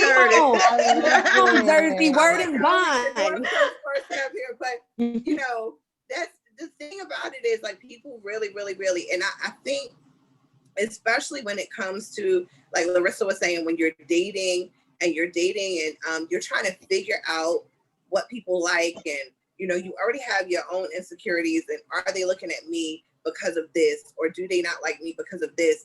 And so when it comes to men, I don't feel like you have to tiptoe. You shouldn't have to tiptoe around women. You know, we should be okay with ourselves. It's like you should be okay with yourselves, but you do have to respect us. You do have to respect, like, if you're dating someone who's plus size, think about where you're taking her on a date. You know, is she going to feel comfortable in the position and the place that you have her? When you take her somewhere and you're introducing her to your family, and you know your family may be having some issues with bigger women, or you can't post her on social media because she's not what your friends think that, like, you should be dating. When you have that kind of problem, then you need to check yourself, and maybe you need to keep away from that woman, because you should be able to defend who you're with. You should be able to say, I don't have to explain to you why I'm with the person. Just know she's amazing. You will never find somebody like her. Like, those are the words that need to come out of your mouth. Those are the words that should be said. And when these children are growing up in homes where they are not being appreciated, and they are not seeing that type of love toward their mom, toward their, you know, their other family members, or when, you know, auntie leaves and mom and dad are sitting around talking about how auntie needed to put that last piece of cheesecake away and not even touch it. Like, guess what? You're planting a seed. When you take someone and you have them around you, and you're like bringing them around your family, and then your family starts talking about them or making little snob comments, and you don't say anything, guess what? You planted a seed. You have to be responsible for your actions, just like, you know, we have to be responsible for our actions. If it's, oh, I should have left that last piece of cheesecake, I gotta be responsible for that. But what are you responsible for? When you're in a relationship, any relationship, whether it's dating, whether it's married, whether it's parenting, whether it's a teacher, whether it's me as a nanny, everything that I do and say, children pay attention. I can think of how many times, like, I've cooked for my nanny kids, and I'm like, oh, you know, I'll make that for you guys, but I'll eat this. And they're like, well, why? Well, why can't you have it? So now I have to explain, well, because I have to be responsible for what I'm putting in my body. And so they're like, well, why are we putting this in our body? If you can't eat it, then we can't eat it either. You know, so, you know, I had to start making healthier meals. Because they're going to check me. They're like, well, wait a minute. Well, we don't want to eat something that's going to kill us. You know, why you get the healthy stuff and we get, you know. So you have to just really, I think my thing is that we all have to be like responsible for that 1% that's us. Let everybody handle their 99%. You handle your one. What 1% are you responsible for? Like, what one thing that you say? And I posted something today on social media, and you know, I'm known for like saying these things to make people think. But when you say something to someone and you know that it's wrong, or you feel like you got a check in your spirit or in your head, then you need to address that. Address it and apologize immediately. Hey, I'm sorry I offended you. Not if I offended you, then, you know, or if you were offended by that, no, I offended you. And I'm sorry. Yeah. And now let me go home and do some inward work and figure out why I said that, why I felt the need to, you know, validate myself by saying that. Because, you know, as Brenna said, like, these are their feelings that they're pushing off on you. So now you are traumatized by their own issues. But now you have work to do too. So you got to deal with what was said to you and deal with, you know, whatever offended you or whatever, like, you're taking home. But they also need to go home and do some work too. They don't get to walk away scot-free. And I think when we talk about defense mechanisms, that's always been mine. I'm a Jersey girl. I'm an East Coast girl. I'm going to tell you, let me tell you, what you said, it may have been right, but it was wrong. And you need to check yourself on your way out the door. Fix it and don't come back, you know. I think that Cooley's theory on, you know, really that people are a mirror and that we do reflect their words, but whether it's negative or positive. And we just got to make sure that, you know, that we keep that in mind when we're engaging with our children, with our families, you know, that what we say out of our mouths, it does manifest, it walks, it talks, it breathes, you know, so that's really, really important. But what I want to get back to is I want to get back to this dating, okay? I want to get back to that part, okay? Me and Tarika, aka Grande Beauty, we had a conversation on that about dating and so forth. And so, what are some of your guys' challenges? Like for me, I know that, like I said, I've been a big girl. See, it just now got popular. Me, Grande, we've been big all our life, so we done seen it from, you know, and you know, and Larissa, we've seen these phases of plus size. So and Carrie too, you know, all you know, but we've seen these phases of plus size, and now it's all popping, you know, and everything like that. But for me, I've been a late bloomer. I didn't have no boyfriend, you know, in high school. That, you know, they used to flirt with me and stuff like that. Oh, you cute, this, whatever. But I didn't have a boyfriend in high school. You know what I'm saying? So I missed out on all that. I really started, you know, dating with, or just, you know, dealing with guys when I was, you know, in my 20s in college, you know. So dating for me is very different from, you know, my other peers, or, you know, from the, you know, skinny girls, thick girls. I didn't have all that experience. I saw the experiences because they would be the ones to come to me and tell me about what what they were doing to them. And I'm like, girl, you know. So I was always sitting back and giving the advice, you know, on it. And now that, you know, I'm older and, you know, I missed out on a lot of things because I was a late bloomer, because didn't nobody want to go with the fat girl. Yeah, you cute, but you still fat. You know what I'm saying? Yeah, I might want to screw you, but you still fat, you know. So I didn't get all of that, you know what I'm saying? So, you know, even now, you know, I still struggle in dating and so forth, because men still like the closet like you, or they got these fetishes, you know, so it's a lot of that going on, you know. So, you know, how do you guys deal with that? Because it's a mess for me. It's a straight mess. I think you Some of y'all know I done came to talk to y'all about it, like Joy, Steph. Y'all know what I done been through. Grande, y'all know what I done been through. So, you know, Carrie too. So how do y'all, you know, you said it.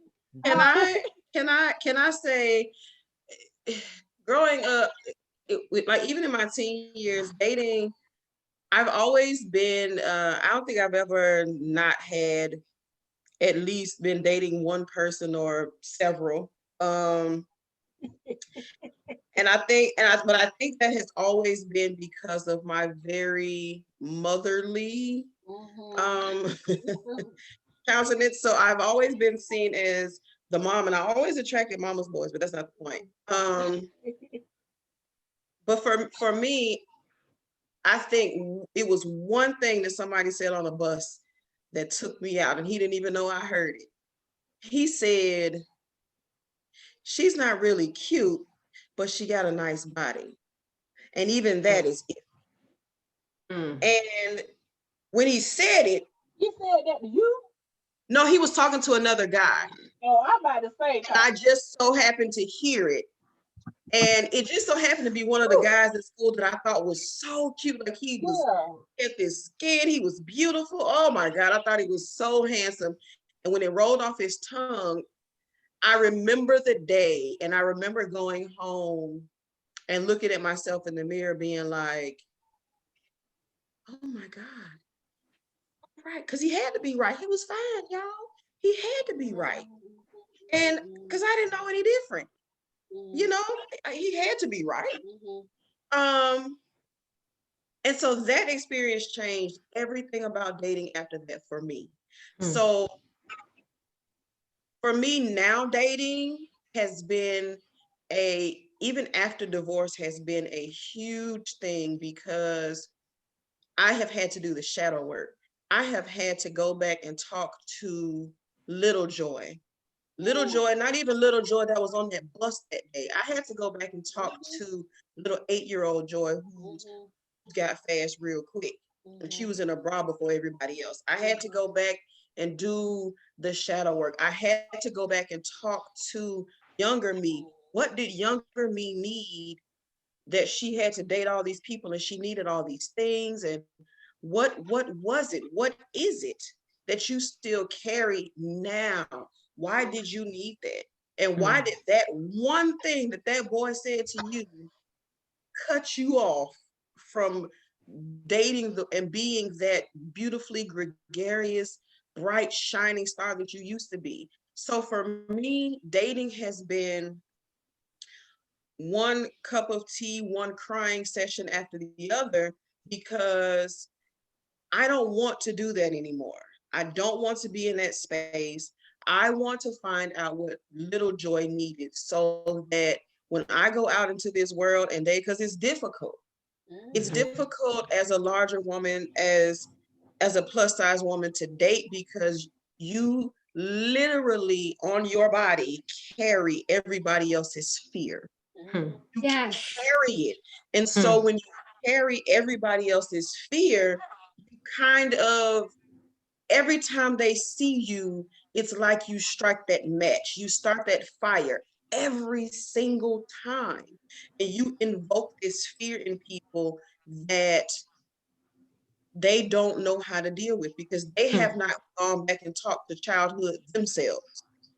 So you be like Brenna said, you have the complete audacity. You have the audacity to be beautiful and plus size at the same time. Oh no, this is too many matches being struck at one time. And even in the dating pool, you find that people will date you assuming that you have this very, I will bake you cookies and I will accept this from you because I'm plus size and I'm overweight. And you know, I'll love you halfway because that's really all you're gonna get. Being overweight, being plus size, that's really all you're gonna get. Yeah. When they run up on people like Brenna and Jocelyn and the rest of y'all and me who say, hey, half is not enough. Yeah. Then they say, well, goodness, what do we do with that? So again, you strike that match of fear. And in the dating world, it's just like, listen, I'm tired of blowing out all y'all matches. I'm out of breath. I'm tired. Yeah. I'm over it. I'm a little different. I don't know. I'm a little different. I just got a little different. I'm enjoying. I'm not dating right now. I'm talking to somebody. So I just feel though a little different because I'm enjoying dating. And I think this goes back onto the space of what Jocelyn is saying. I feel like there's trends and there's some cultural stuff too with this. Like, I don't find like you know, if you attracted to me, you see how I am. You know, you gotta take all of this in. Well, Lord, my internet connection unstable, so sorry, y'all. It's okay. But I was just going to say, like, I don't have that issue. Like, I feel like even dating online makes it easier. Now, I will say this.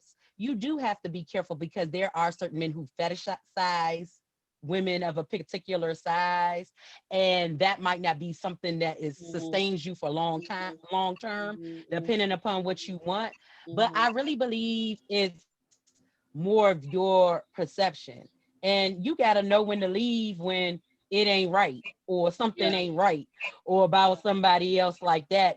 And that's where I am. I mean, I'm not expecting less. I'm not going to talk to nobody and expect less because I'm plus size. Like, I wish I would. I wish I wish I would. And I mean, I like people that like me, not pieces of me. If we gonna go the distance and we gonna be long term, you're gonna have to accept all of this or not. And just like you said, people have different things. You can have a baby and you might not snap back, or you know how people say black don't crack but it spread. I don't know if anybody heard that saying before, but you know, sometimes you know we might get a little older and spread. And it's so funny that a lot of the people that tease me and stuff when I was in high school about being big, they bigger than me now.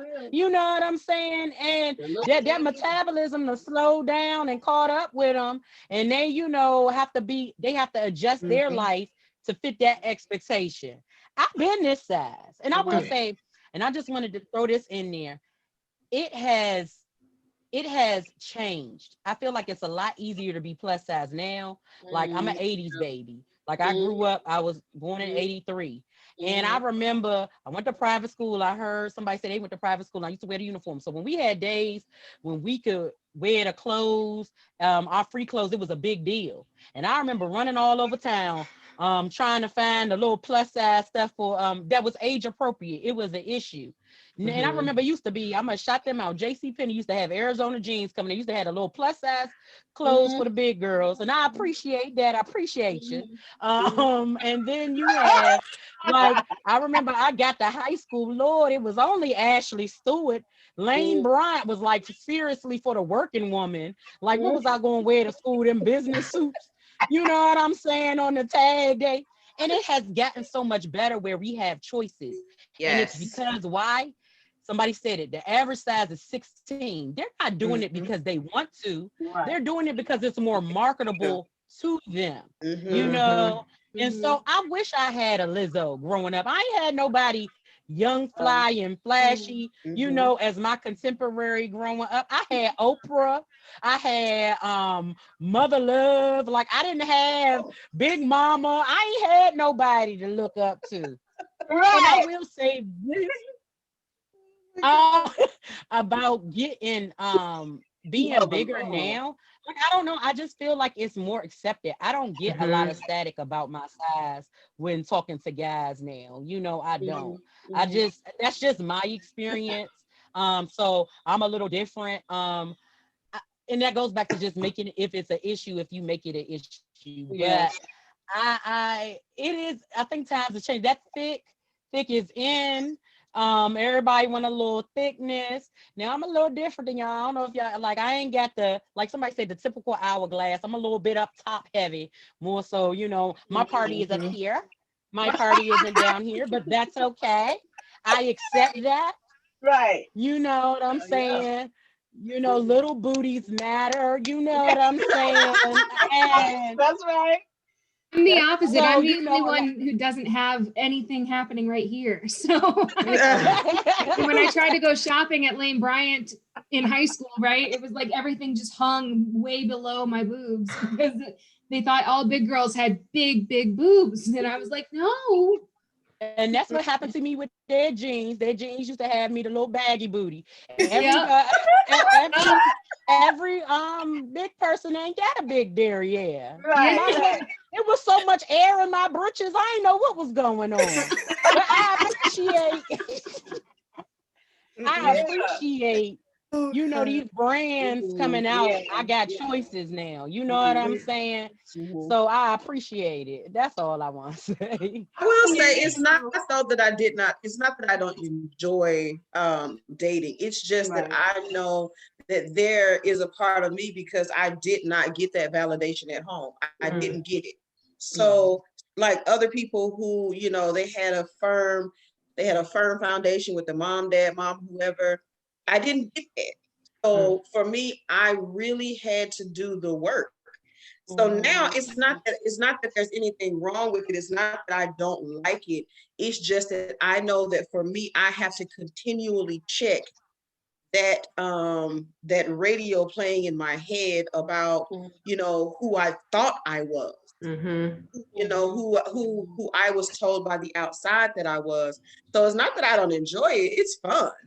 Because to be honest, to be a thick girl with all the things happening out here in these streets in Atlanta, it's fun.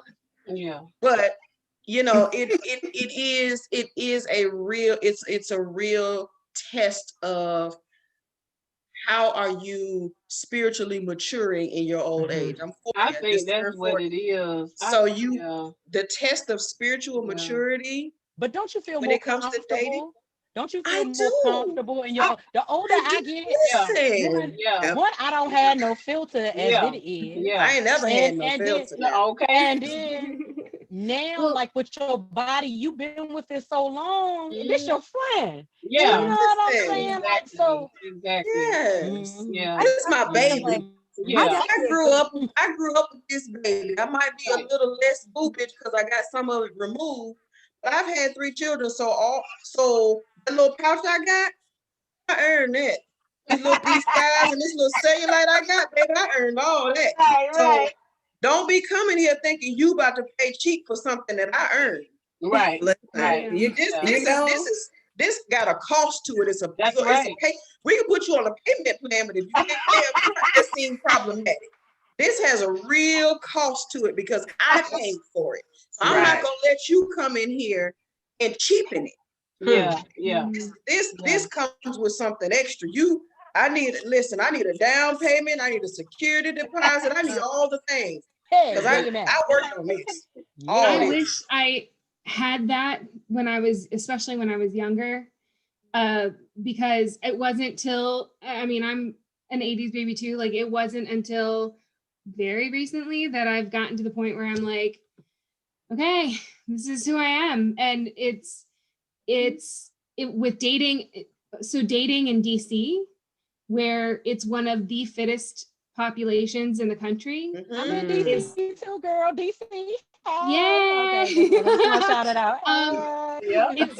It's not that easy for me. I'm loving that you're having a different experience because I kept finding the ones who thought she's big. So like you said, I don't have to try as hard. She'll take anything because that's all that she's going to get. And I allowed that to happen to me. I allowed that attitude into my life and for way too long. And it got to the point where it was really, really toxic.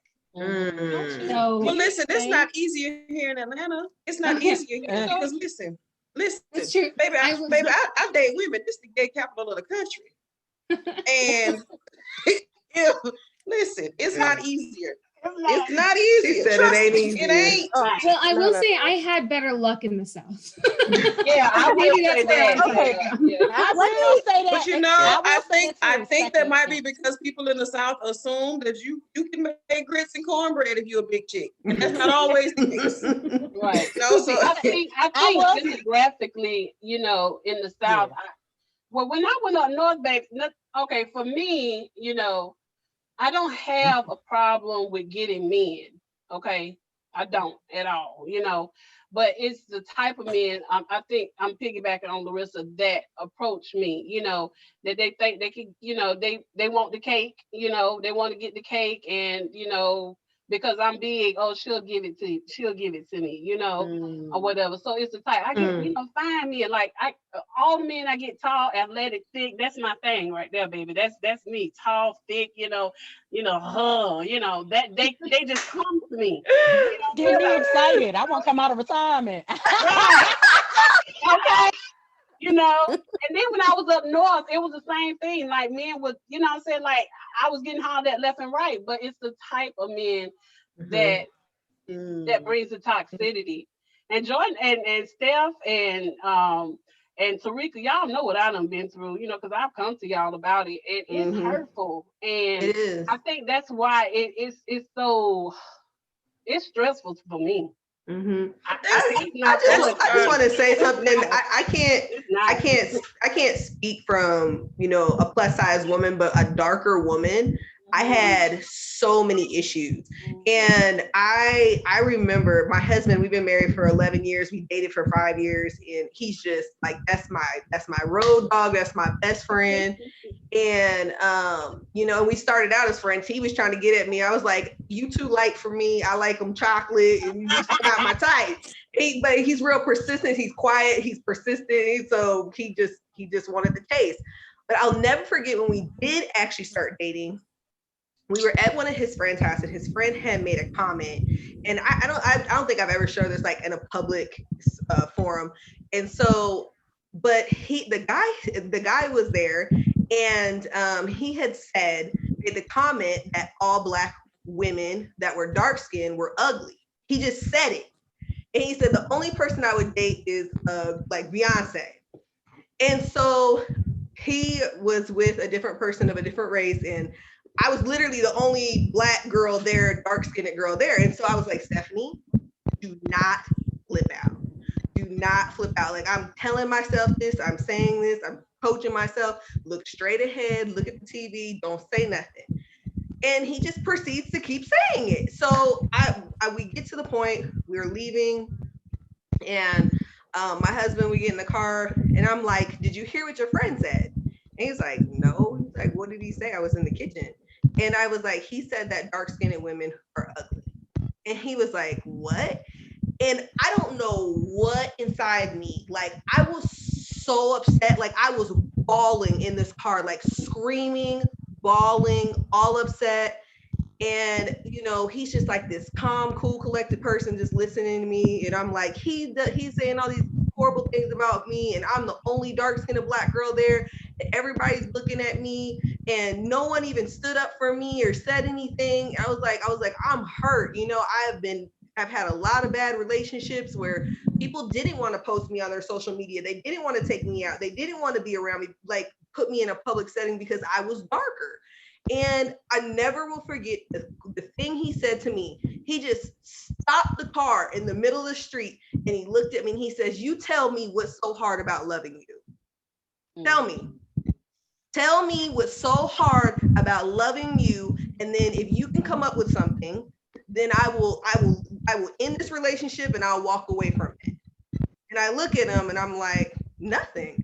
He was like, so don't tell me who I should love because of things that you have gone through. And he said, as far as I'm concerned, he said, you know how that dude is and you know he ain't never gonna have nothing. So why are you worried about his words? But what I will do is I will talk to him about it. And he said, but don't ever question or tell me who I should love. And then kept on driving. So I'm sitting there like, you know, not run down the house. I'm all upset still. But the question for me was like, there's always this thing in the back that tells people who deserves to be loved or who doesn't deserve to be loved. And I feel like social media has a lot to play into this. And that's why I'm so glad that we have influencers like Brianna that are coming out and talking about this stuff because we need that. We need more representation in our community. And at one point, you know, I'm an 80s baby too. So at one point, the representation of what a woman should look like was so few and narrow because that's all we had was television and we had movies, right? But now they're saying the new television is Instagram, YouTube, you know, all of these different social media platforms. And that's why it's so important for people to show and tell their story so that people know that I'm not alone in this. And you know what? I can embrace myself and embrace my body and embrace who I am with no question at all about what I am and who I am and who deserves to love me. I want to share that. I want Tarika to piggyback on exactly what you're saying. She's definitely can give some feedback on that.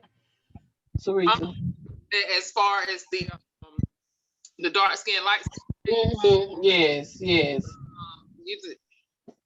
It's to know that people still think that way, you know, as a society, and that's what pisses me off, because you know they get on Facebook and the black queen, love you black queens, love you black sisters, and to me it's just for a fad and it's just for a trend and it's just to feel like you're woke, and at the end of the day, when it comes around, we are the first ones to put each other down. And it's so sickening to me. I'm all for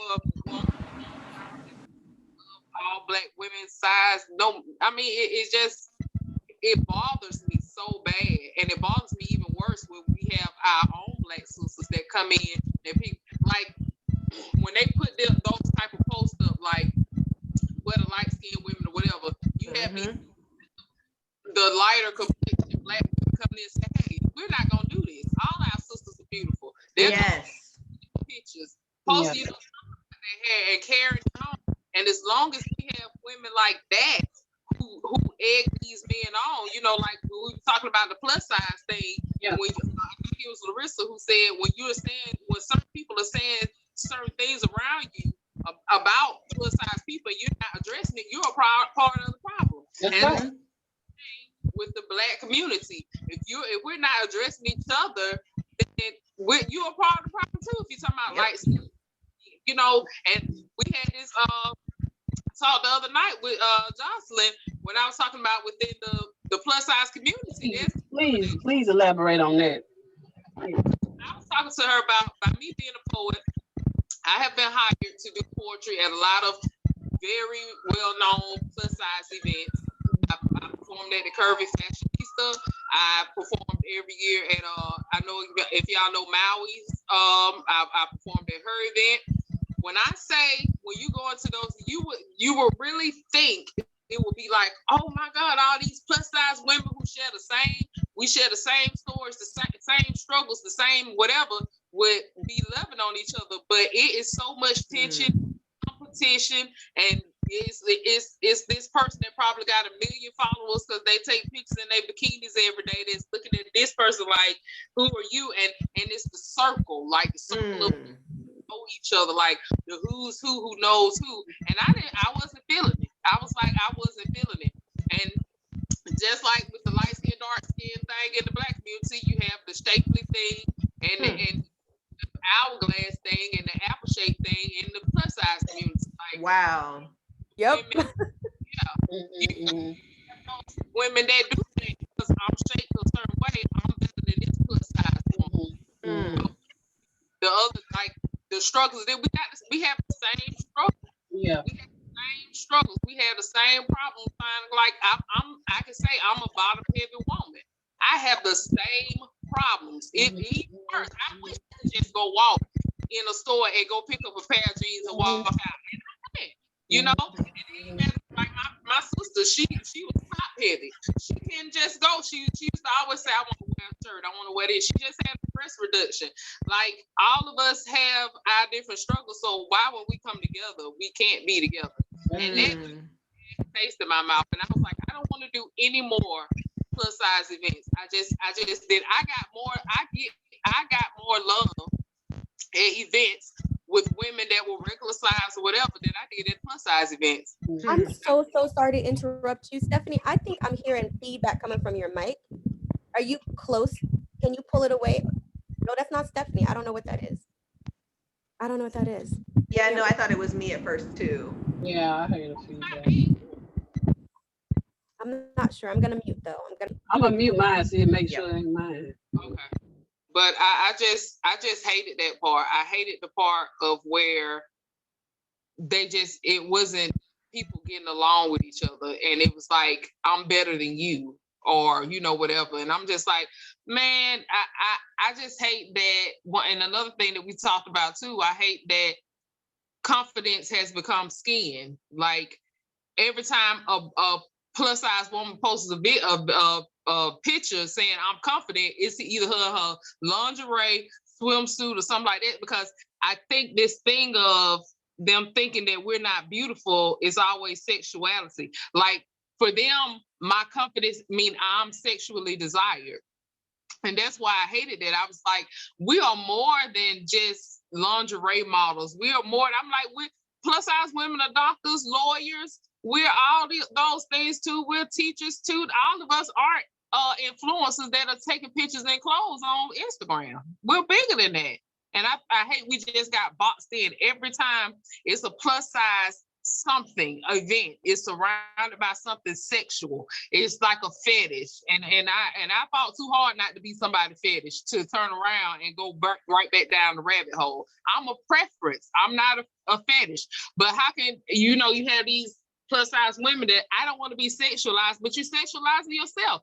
Plus size women are sexualizing themselves. And I just don't. The first go-to thing is a lingerie photo shoot, or them totally naked and just doing this right here. And I know somebody mentioned Lizzo earlier. I love Lizzo. I love what she stands for. But when it seemed to she started going down the rabbit hole, I'm like, oh Lord, she going down the rabbit hole. Because once you have 1 million people come on the poster, you have naked saying, oh my God, you're so confident. And what they're really saying is, ain't no way in the world I'll get on there with a body like that, but look at you. And then you just keep on going, and you're not even realizing what they're saying. Because most of the time, that's what they're saying to plus size women. Oh my God, you're so confident, because they looking like, ain't no way. Ain't no way I do it, but girl. So that's my thing on that. You said that. That's good. That's good right there. That part about that sexualizing, you was on it. You just can't be a normal fat girl no more. You gotta be super fat girl with a cape.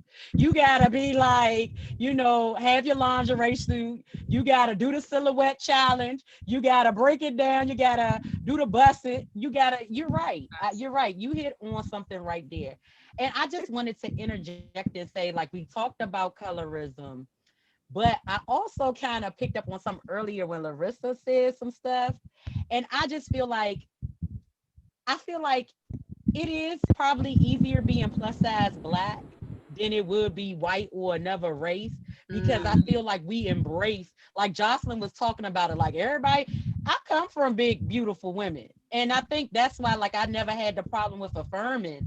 Like, my mother was plus size, like, I was around it, you know what I'm saying? And, my mother, like, taught me ownership of my body.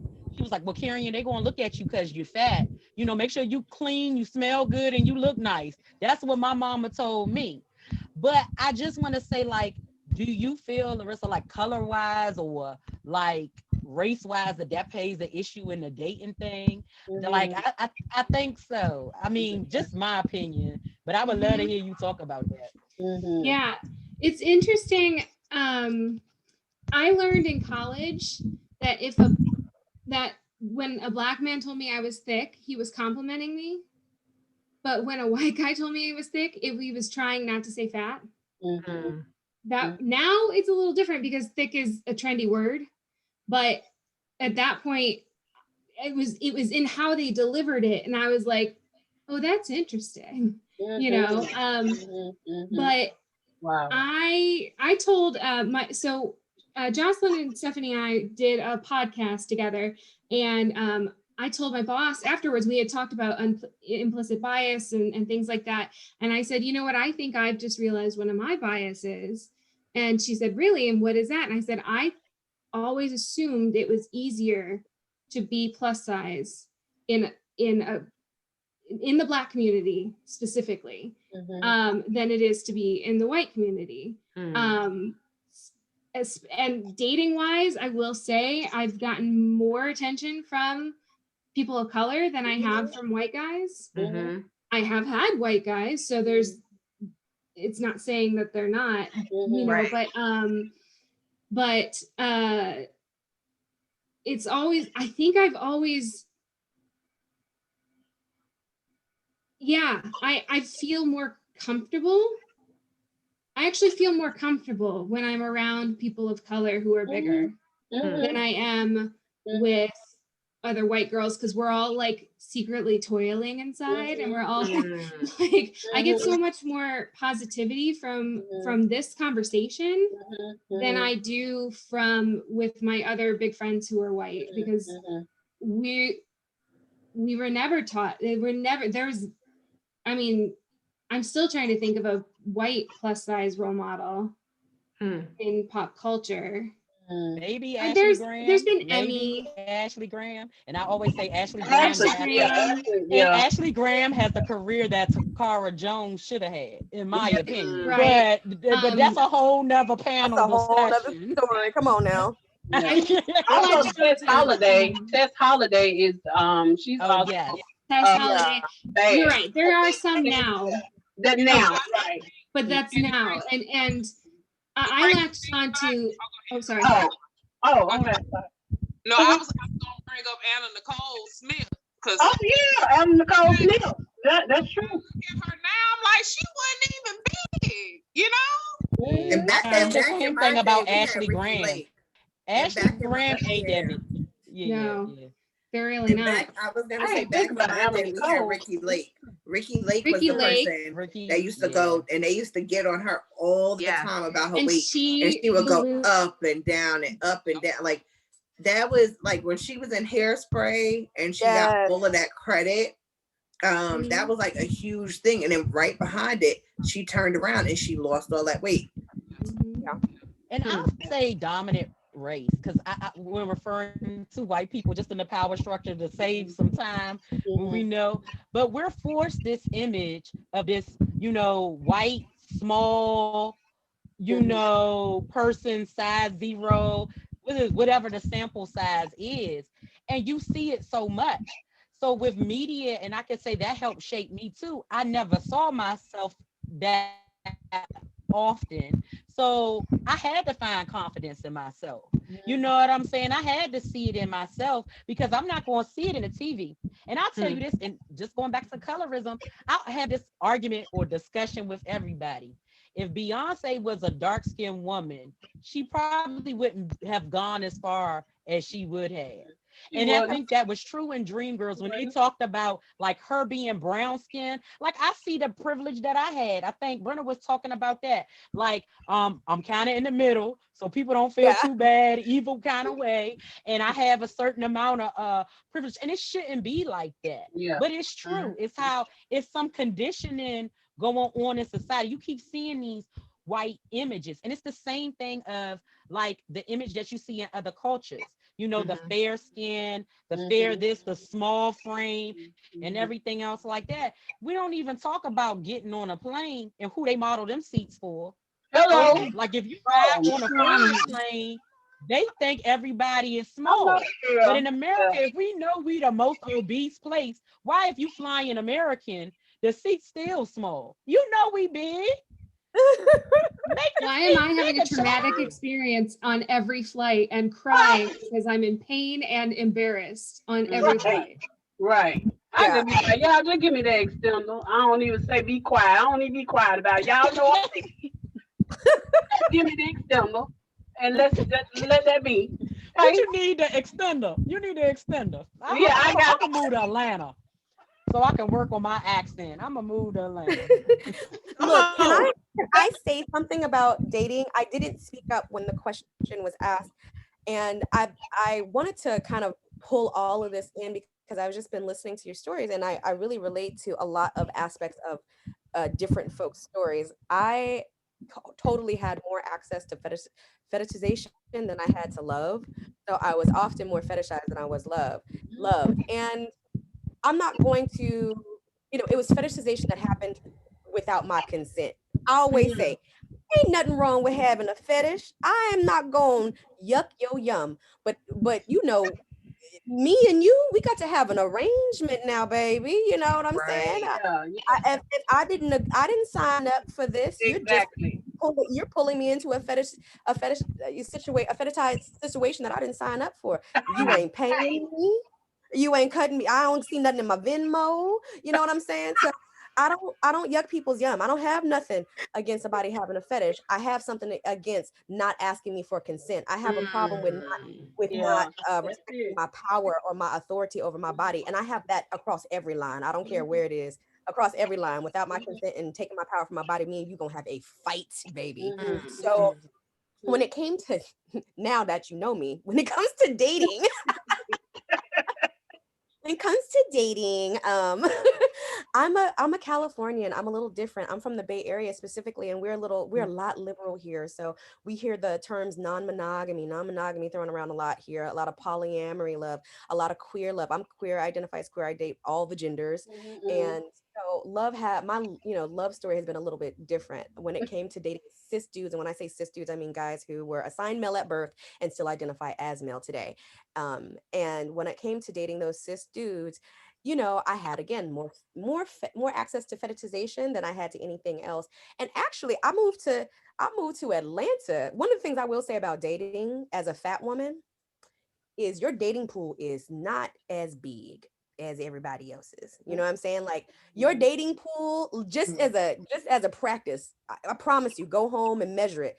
Whatever your intersections are, are you a woman? Are you a white woman? Are you a black woman? Are you a disabled woman? Are you a fat woman? What is the shape? How far away from you? How far away from like white male able-bodiedness are you? The same experience you're having at your intersection is going to be in proportion to the size of your dating pool. Promise you. Promise you. The same ways you are marginalized outside of love, you are marginalized inside of love, right? Which is why probably Stephanie, which is probably why you had a conversation about colorism in your romantic relationship, which is why you take issue with things that are considered political and not affiliated with love, what absolutely has to do with love. It's everywhere. Marginalization, it doesn't stop. It permeates everything. So that being said, I did get a little bit, I felt like I get, oh, well, it must be easier because you date all the genders. Baby, no. Not at all. At Folks all. who identify as women do fetishize us, especially if you're here in California, where liberal thinking minds and being on the political, like the political left, it's trendy, it's popular, everybody's doing that, and so it's popular to be so divested of to look like you're divested of things that are oppressive, like fat phobia, as long as you look like it. So sometimes you get dated in the queer community just because you're fat, and you get paraded around and put on people's Instagrams and thrown in their pictures so they can see I'm a progressive queer non-binary person who uses the correct pronouns and is politically left, and I have a fat black girlfriend who's not unambiguously black. She's definitely looks black. And so you get used to show and promote that the same way businesses say, oh, Black Lives Matter, when they want to look a certain way to gain a certain intent. So you get that too here in California, being queer, being black, being fat in this particular environment. And so love is very difficult to come by for anybody trying to exist in the world because of how marginalization works. But the more intersections, the more marginalized you are, it can be more challenging. I will say this though. I heard someone, ooh, Carrie, that question you asked, you messy for that one. No, I'm kidding. The question that you asked Larissa, I was like, I'm gonna let Larissa answer it too. I'm gonna just wait and see what she said. And Larissa, thank you for taking your time, baby. And bringing up privilege and understanding how implicit bias works and reverberating that back to us. One of the experiences I did have is being here in California. There was always a fat club. There were always clubs that you could go to, club nights, and there were like fat girl clubs, and it was like, it felt safe. It felt like a place you could put on, you know what I'm saying? You could go out, you could put on your little cute something, your freakum dress, and feel like you was in a safe space amongst people who have bodies like yours, and they're very like, Tigress Osborne, I don't know if you follow activists. She was one of the people that started one of those clubs up here. And it really revolutionized having a space to feel safe in as a fat woman. And you could see the divide happening there, where fat white women were being chosen often. Fat white women were having a good time, baby. They having a good time. They was getting numbers. The majority of the men, there were Black men looking for fat women. And so there was the white women first. And if the white women wasn't trying to go home with you by the end of the night, then they talked to the Black girls. And it was something that we all sort of talked about on our own, where we noticed how class, race, and colorism, intersectionality were impacting the safe space, and that the fat community had to have more conversations than just, are you a pear shape and are you an apple dam shape? Because it's more complex than that, right? That there's privilege happening within the fat community, and again, our lives aren't a monolith. You just heard Carrie say, I love dating, and Jocelyn can go the hell without it. You know what I mean? So we all are not having the same experiences. I understand how one can feel that way. Now, I did also want to say, before I stop talking here, someone mentioned Tess Holliday. I've always admired Tess Holliday for what she's doing for the self-love movement, for the F your beauty standards movement. I respect her greatly. And I want to point out at the same time that Tess Holliday was the first woman of her shape and size that I saw on the cover of major publications and magazines. She was the first woman that size. Like, we've seen plus size women, but plus size women that were acceptably plus size, Remember Mode magazine? I'm an 80s baby too. I was born in 81. You remember Mode magazine when it came out? You could get it from Lane Bryant. All the women was a size 12, nothing bigger than a 12. They had flat stomachs. You could even, some of them had cuts. You could see the little abs coming through. Them women were not 20s, 22s, 24s, 26, 28s, or 32s, or 36s, or any of those sizes that you see like Universal Standard pushing right now, right? Tess Holliday was the first person of that size that I saw on major publications. That does not mean that Black women weren't of that size, were not trying to be influencers, and were not trying to get there. And I feel like that's a perfect explanation of how privilege works and how intersectionality impacts the fat community, because Black women have been really pushing the self-love for a long time. But Tess Holliday was the largest woman I've seen on the cover of a publication. You see, and that nuance we have to look at. We really do. We cannot ignore that we are working within a context of hierarchical power, and that's how it works. Also, I just took my first hoe pics. I put them up the other day. I'm actually bald. I'm wearing a wig. I'm wearing my best lace front, baby, in this picture, but I am bald, and I just put up my first hoe pics on the internet for the public.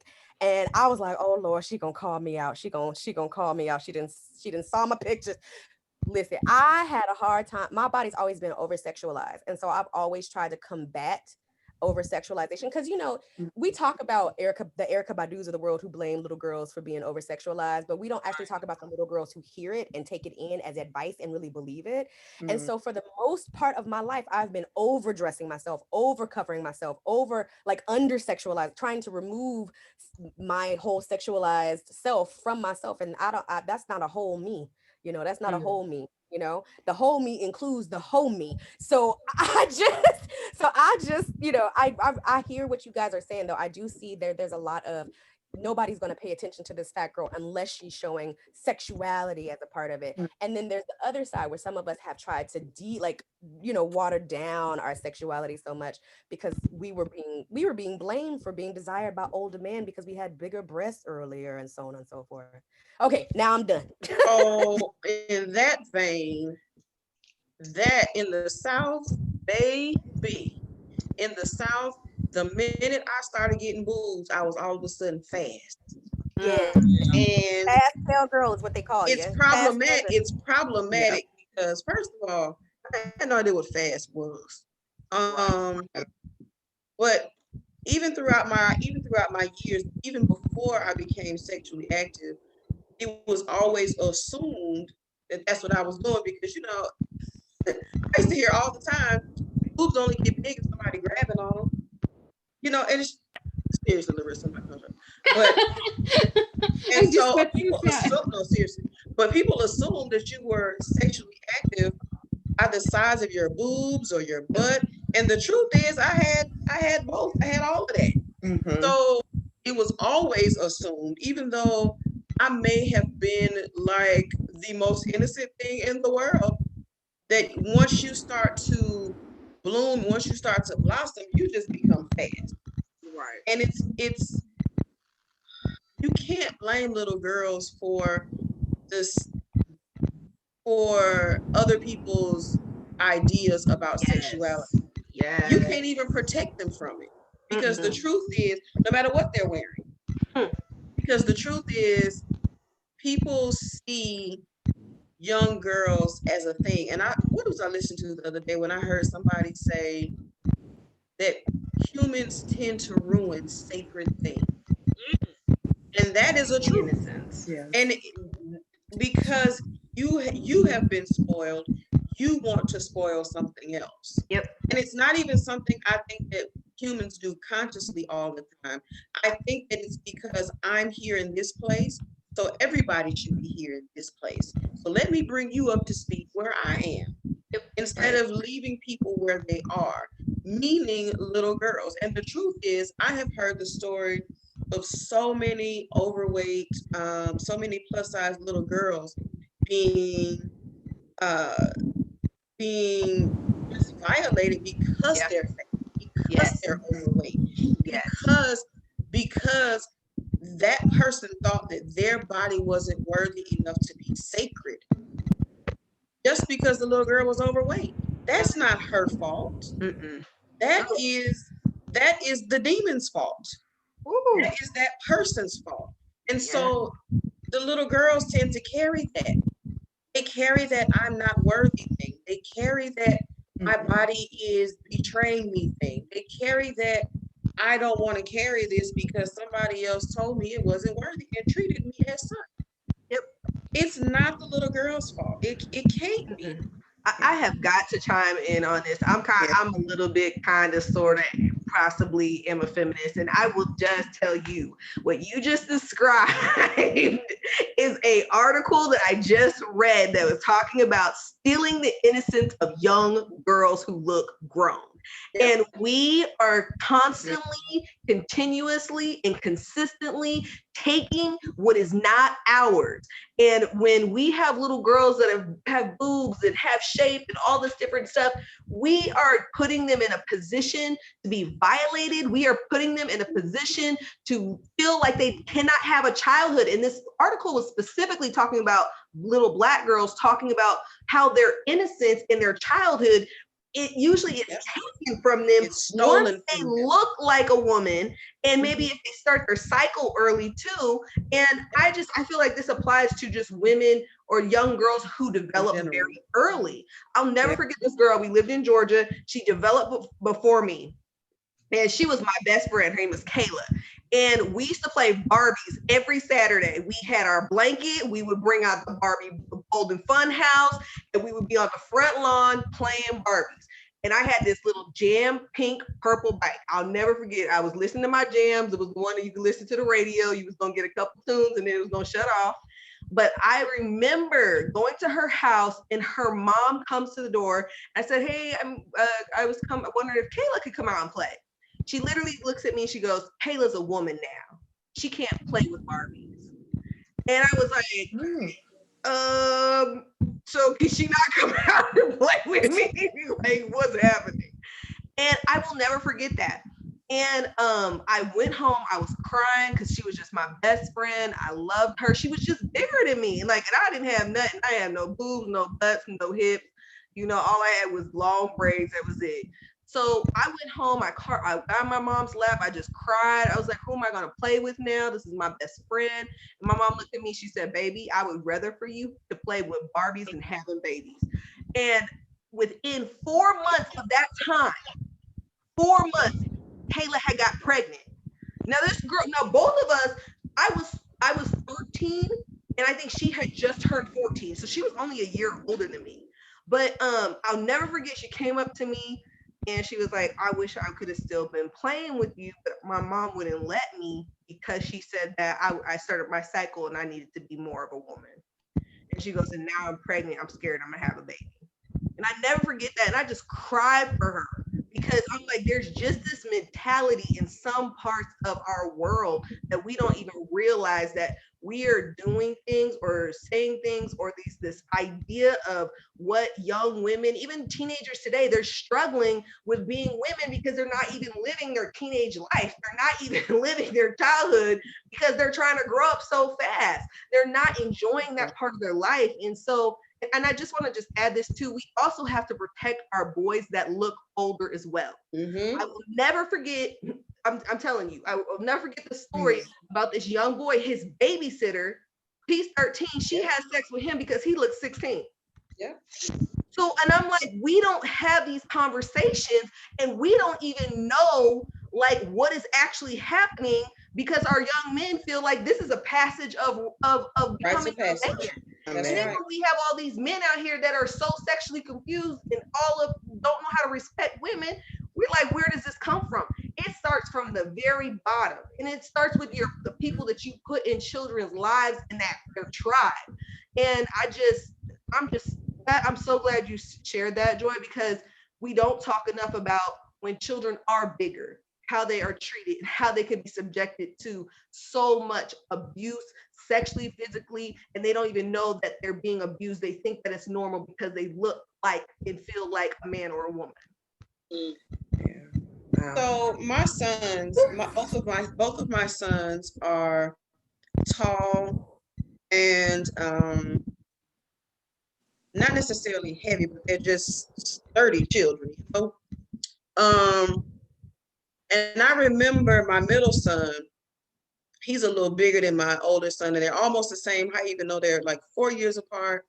And I remember dropping them off at summer camp one day, and one of the coaches came up to me and said, you know, look, Miles is a big boy, you know, he would go good on my back line, or something like that, something that has to do with football. Mm-hmm.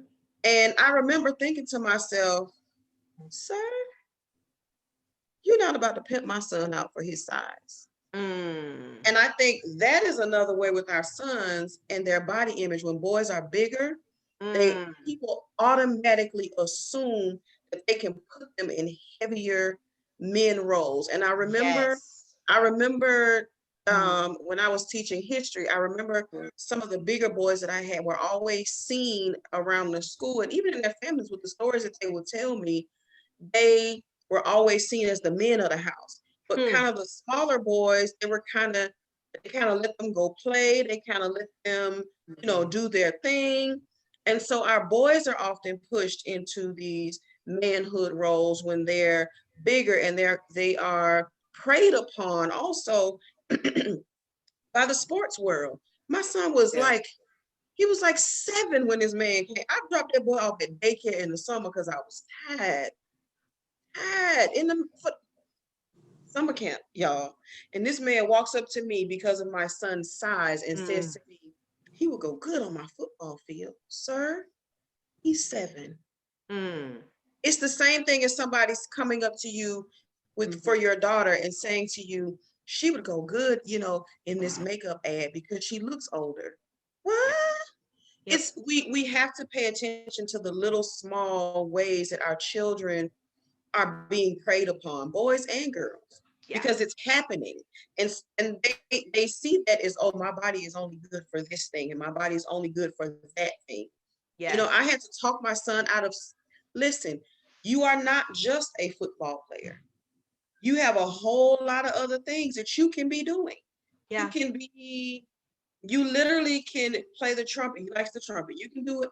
You don't have to play football. You don't have to play basketball. You don't have to do these things because this is what people dictate that your body should be doing because you're a bigger boy. You don't even have to play sports. You can be 9 feet tall and be an artist and be a painter. Who cares? So we have to pay attention to the things that people are, the little nuances, the real microaggressions that people kind of push onto our children for their bodies, and our daughters too. Like, I remember my ex-husband was a teacher, and one of the taller girls, he would always pick the taller girls in class to kind of be the class mother. And I had to say to him, I was like, sir, she's just like the rest of these girls in this class. She might be taller, she might be, you know, a little more filled out, but don't take that from her. She's nobody's mom. Yeah. She's nobody's class mother. She's still a little girl. Let her be a little girl. You don't need a class mother. You a whole grown adult up in here. What you need that for? Let her be a kid. It's the little things that we have to pay attention to with our children, because people are always impressing their trauma and impressing their rejections, and they are always impressing their stuff onto our children. So I remember having a conversation with one of my principals, and I was like, listen, if you want me to do this trauma class for these teachers, you let me know. Because the truth is, and I remember reading this one time, and it was so crazy because I didn't even think about it this way. Children cannot outregulate adults.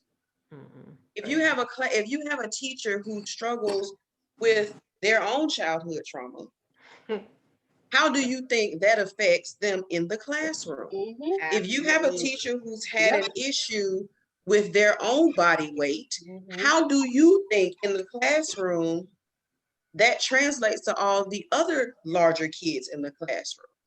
What do you think happens?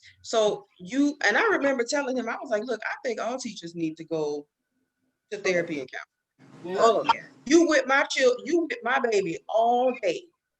And that means that for me, I remember having a white teacher who was so nasty to one of my sons. Listen, my ex-husband and I might not get along, but if you see us walk into a building together, somebody's gonna get fired. And that day, that lady lost her whole job, because what you're not gonna do is project your issues about Black boys as a white woman, Black men, period. Your fear of Black men, period, onto my son. He's 10. So those are the kind of things that we have. Classroom, not classroom. You know, we have to pay attention to the things, other people's issues that they project onto our children, because it's very, very important, and it shapes how they see themselves. It shapes it shapes everything.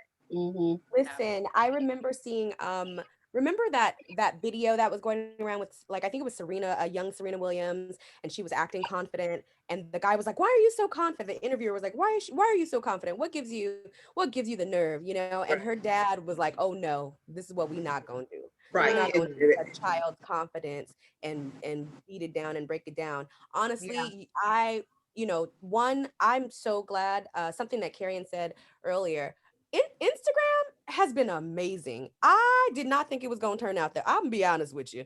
I did not think it was going to turn out that way. I thought I was going to be, combating some pretty major things. It ain't nothing but a block button, just block and go. And it's been great. And the best part about it is I get to see folks that look like me, and folks that don't see folks that look like me get to see me, and it's been great. And I wish I had that when I was a kid. I really do. I did not have that. The 80s babies did not get that. We had to brave it on our own with them JC Penney's jeans on, with the elastic tag, stretch in the back. I had them pull it. Okay. Anyway, but what I was gonna say about the teachers, what Joy was saying is I had a teacher, a psychology teacher. I went to a private high school. She was a nun, and she taught psychology.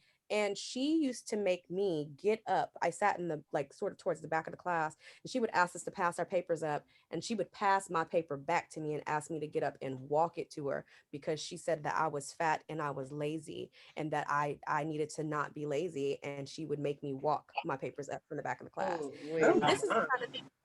This is the kind of thing that should have been, some adults should have interjected in that.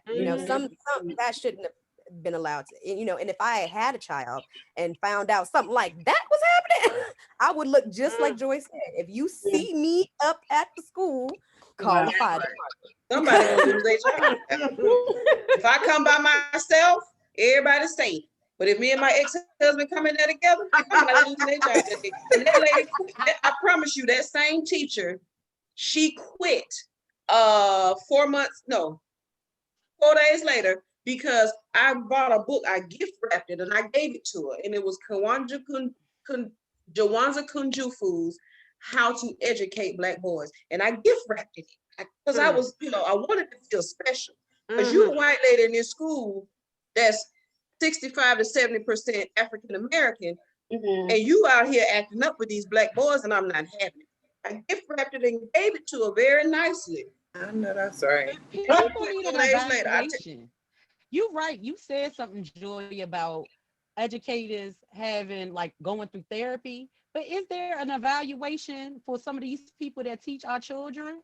No, they don't have no measure for that. That's why I was trying to introduce to the principal, at least at the school that I was in, at least a trauma awareness class, so that if nothing else, you are aware of your triggers. If for nothing else, you can see it, so that you understand when you try to talk to little Timmy. And I know it's hard because I see these teachers every day. They're trying to balance so many things, and it's difficult. I wouldn't want to be in their shoes for nothing. That's why I stopped teaching, because I couldn't listen. It's a hard balance. It's a hard balance.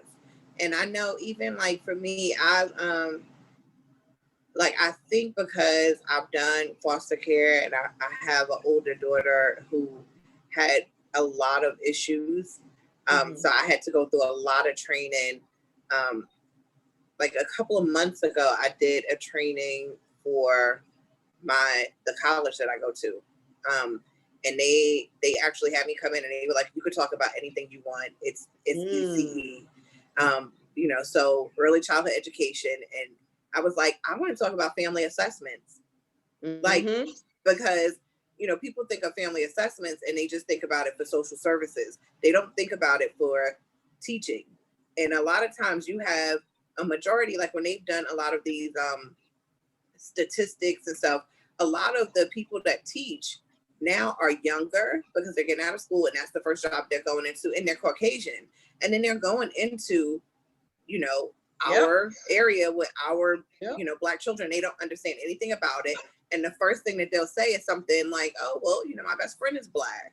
Or I've been such and such and such, and this person is Black. And so they think that they understand the Black experience, and they really don't. And, for those people, I say to them, have you ever been to your best friend's wedding? Did you go to the wedding? Were you in the wedding? Have you ever been around a holiday dinner? Like I start giving them all these scenarios because you don't really know a Black family until you've actually been around a Black family. Like those sacred holiday things. Yeah, exactly. Like those sacred holiday things, if you haven't been to them, it doesn't count. You don't really have a friendship. They're just tolerating you. And that's just what it is. And so I did this teaching on, assessments and how to properly have a family assessment, and helping them understand that when you do these assessments, as I'm like, sometimes parents are not going to want to just give you information because they're looking at you like, why are you asking me all these questions? Are you the police? But there's a way to go around it and, give a couple of compliments, say, this is what I think about, your son. He's amazing. He's great at this. He's great at this. He's great at this. But I've noticed he's not so fond of, this reading aloud. Maybe how can we help at home? What can we do? It's not far-fetched that if you work in an area that maybe you drive by their house and see them outside playing and say, hey, like I was giving them a whole bunch of things that you can do, because I'm like, getting to know a person's family and getting to know the children's family that you're working with and you're trying to educate is going to get you way further with those children and way further with what you can do. And it Black people, we're just untrusting in general. We just don't trust people. So now you've taken my kid and you put them in this school, and then you also have that a lot of times Black people don't realize we need to advocate for our children even in school. Like just because they're in the school walls doesn't mean that they run anything. They don't run anything. So when my daughter, we went to, we lived in an area, it was predominantly white. It was a huge population of LGBTQ. She didn't know anything about that. She was 12. So she would go to school, and because the area that we lived in was so inclusive, they would, they would have library days. They would go to the library and they would get books and bring them home. Well, she would love to read, and she would come home and she started asking me things that I'm just like, what are you reading that is making you ask me, these questions? And then, or she would have like mystery stories that were really like scary. And then she would want to sleep in my bed at night. So I had to go to the school. Listen, I'll talk to this about her, but this I don't want her to read until she's ready. I don't feel like she's ready. She's 12. She's not ready for all of that, reading books with sex scenes with 2 women and 2 men. Like, she's 12. I want to keep her innocence as long as I can. She can't read scary stories because those don't do well. So, I had to go and I had to advocate for her and go up to the school. And I remember she came home and she was like, you went to my school and you told the library I can't take home certain books. Yes, I did. And if I find that there's anything else I don't want you to read until you're ready, I'm gonna go up there again. I had to get on the PTA because I needed to know what was going on. Those people up there knew me. They didn't like me, but they knew me because my kid is there, and I don't care what you have to say. Like, what I say goes, whether it's in the house and whether it's not. And I mean, they had her feeling some kind of privilege. She would throw these fits, run out the house, run to the school and tell them I did something to her. They would call me, can you come to the school? We need to talk to you. Sure, I'll come to the school. I went up to the school. There would be a police officer there, the counselor, the principal, and they started telling me how she came up there and she was upset because I took her door off the hinge and she felt like she needed a door on her hinge. I said, well, she felt like she needed a door and I felt like I didn't want it slammed all day. When you slam the doors, I pay for the rent. Everything in this house is mine. I'm taking it off. They decided to tell me that I needed to compromise. She's 12. I'm not compromising. If you would like her to compromise, then you take her to your house and let her slam your doors. Like, you have to be able to advocate, and you have to be like, children, like, I don't know who it was that said it, but children need to be children as long as possible. Mm-hmm. Like, they're not ever going to get that again. And I think about movies like Precious and the one with the football guy, like how Joy was talking about, the side something, and he ended up going into what is the name? Yeah, Michael Orr's movie. That, like, those movies, I think about movies like those where these like young children, because they were big, were like disrespected, abused, traumatized, and it ran into their adulthood. Like it ran into their adulthood, and you have to like really, really, really, it has to be a sacred thing to make sure that these children stay children, because they don't know how to overpower. And one of the things that I teach and I like say a lot on my platform, in childcare, is we have to teach our children to be able to say no. The blind side. Thank you. You have to be able to teach our children how to say no. Like, when I was younger, you could not tell an adult no. Your face almost got hit through the floor. Like, you said no to who? What? I don't teach my child that. She's 3. And my mom and other people may not like that she, has a voice in our house. But let me tell you, I don't know how many girls I've seen sexually abused or have because something happen. Know how to say no. And because they didn't know that they could say no to someone that touched them. They didn't know that it was okay to say no to an adult. No is not a cuss word and something that's disrespectful. It's a right. This is my personal space. It's my body. I have the right to say no. And I have the right to say, I don't agree with what you're doing. I don't like how you're touching me. And how will they know it if you don't teach them? The same way with Joy. Joy takes her kids to the doctor and says, talk to them about your body. They can't talk about their body if they haven't felt like they've given permission for a long time, or they haven't been explained how to do this. This is something that is taught. Common sense is not something that is learned. I mean, like it's something that's learned. It's not something that people just know. That right to say no, that right to speak up about your body and how you feel, that's also something that is learned and taught. So we can talk about how great we feel now, but we all have this background of this is how it was. And I know for me, I remember the first time I realized I had the right was when I was in the hospital and I was going through all the stuff that I was going through with, the weight and not eating and everything. And I remember that I was still a virgin, nothing had ever happened before. I didn't know anything about, like, I didn't understand. Like, I thought if a boy kissed me that I was like pregnant. Like, I didn't know. I was very, very green. I was very green. And so I remember I was maybe 16 at the time. And the doctor thought that because I was Black, that I wasn't a virgin. And so when he came and they had to do this test. For some reason, I guess they were trying to see if it was something that had to do with, OBGYN stuff. He came in and he did a vaginal test. And I remember my grandmother was a nurse and no one was there with me. Like, I'm kind of emotional. No one was there with me.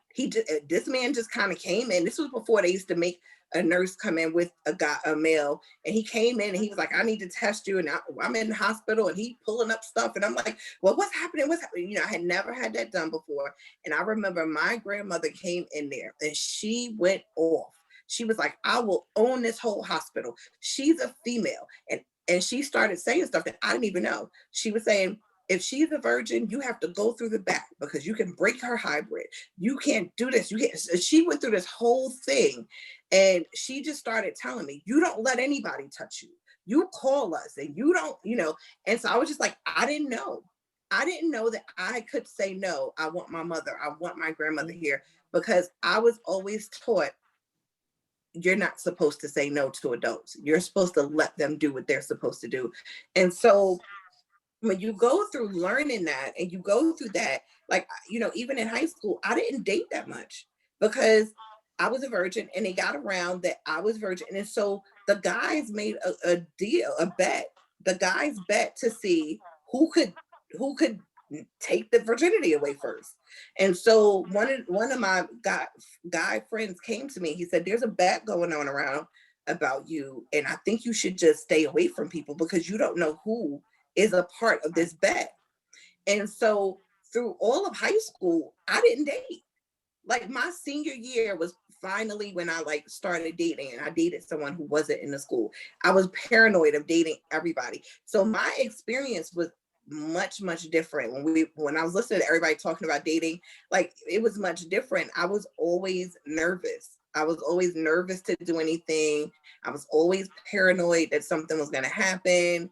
I didn't really understand. And so when I listened to different people, when my daughter came along, I made sure, like, let me catch you before your cycle comes, because my mom caught me like a week, like a good week. Like, I literally was just still like, this is what my body is about to do. And then like a couple of days later, it was like clockwork. Mm-hmm. So I'm like, no, you need to know in advance. And I think that it's really, really, really important for us, as adults, to understand that women's bodies and men's are completely different. They go through different experiences. When I hear people talk about their sons and, oh, he got to that point and I just started putting a towel next to his bed. And I'm like, what is the towel for? I was a nanny at that time. I had no idea what the towel was for. I was just like, what are we doing with the towel? Why is it, And I was in my late 20s, like 27, 28. I had no idea, nannying teenage boys. And one of them had a concussion and I had to take him to the doctor to, like, what? And the doctor was asking him, well, did this happen on the football field? But no, I fell in the shower. And I'm like, well, what was you doing in the shower that you falling and hitting your head? And I was clueless. And when people started feeling me like, you don't get it, Kim. And I'm like, no. I don't know, because I just never, I wasn't that kid. And I feel like when you have children, you need to make them aware. Even like recently, the Netflix Bridgerton, everybody is loving. When the girl got married and she was mad at her mom, she was just like, you didn't prepare me. You didn't prepare me for life. You didn't prepare me for being married. I didn't know what was going on. I walked in there and I was dumb. Like, like I got there and my first night of being married, I had no clue what was supposed to happen. And so I think that a lot of times we try and protect our children because they're babies, but we have to like balance it and have this line of, I'm balancing keeping their innocence, but I also have to make them aware. And when we do that, I think that that makes us more successful, and it puts them above and ahead of like, you know, where we were, because I think we learned everything by happenstance. And when you're you know, overweight or bigger, you know, you learn things quicker because life gets taught to you quicker. But when you have to kind of figure that out, because we do want to keep their innocence, but we also don't want to have them blind and dumb. Like, enough. That is enough. And the teaching them about their body, I think, is a must. Like, you can't have children walking around thinking that they can't say no to an adult, because they're just going to be taken advantage of. It's like setting them up for failure. Yeah. Agreed. Wow, that's really powerful. We have had some powerful conversations, guys. Just awesome, awesome, awesome. So, I just want to thank everybody who has been on the panel, who has contributed so many, you know, wonderful ideas, so many wonderful experiences. And I just thank you for creating a safe space that is safe, that we were able to come together. And, you know, we don't, you know, some of us know each other, some of us don't, but just the sense of trustworthiness here amongst us was just powerful. And I just want to thank everyone who's come on and shared your experience. Um, and anyone who has a business, they want to give their information where we can find you. Anyone want to share that before we end our panel? Joy, did you want to share your information, or Kim? I think I did in the chat already. Okay. Okay. Anyone else wanna? Well, you can find me at www.nannykimonthego.com. So that's where you can find me. I am on Instagram and on Facebook under Nanny Kim on the Go. So I'm easy to find. All right. Brenna, you want any last words, or you want to say? Yeah, you're welcome to follow me at the Brina Jean on Instagram. And I do write a blog. I write about my lipedema story, and hopefully we'll be writing about others very soon. You can read those at www.brinajean.com. Yes, okay. Thank you so much. Thank you guys for watching. And please look out for us for next week. We are going to be focusing on health, self-care, health, and wellness. And we're going to have Joy Cheslin as our special guest for the week. I'm excited. And yes, I am so excited. So excited. So y'all tune in for next week. We're going to have some other wonderful guests that are going to come. And then the third week in this month, we're going to focus on love and relationships. So that is going to be a lot of fun. So if anybody on the panel want to get in on that, let me know. And we also want to spotlight teachers as well throughout the last two, for week 2 and week 3, especially the librarians. We want to get Carrie and Kiana back on here, and Joy, because you guys have an important role in education as well. We want to spotlight you guys too. A shout out to the Council for Professional Recognition, Larissa, Shonda. I just want to thank you guys for always supporting Kappa Learning Group, supporting me, supporting Stephanie as well at the Learning Project. We thank you so much for you being here. You guys are like sisters to us, Shonda as well. And so thank you, Larissa, for coming out and just giving of your time. I always call myself a friend of the CDA. That's what I say about myself, because I feel very close to. And thank you guys for what you do for all early childhood educators and advocating for us constantly. So thank you so much for the work that you guys are doing, timeless work. So I, Jocelyn Jones, aka Knowledge Giver, once again to thank everyone watching. Please like and share. Pass this along into your Facebook groups. This was a powerful, powerful panel. We talked on some serious issues. So please like and share my page, Kappa Learning Group. Also, I'm on IG on ECE_knowledge. And also Kappa Learning Group is educate underscore share underscore and empower. So please like and share. We have some other things coming up. I do have a early childhood organization for teens. I teach babysitting courses, cupcake babysitting courses. We have to pass the torch to our young people, and so we're going to have a conference coming up in April 16th to the 17th. So we're going to be putting out our call to proposal.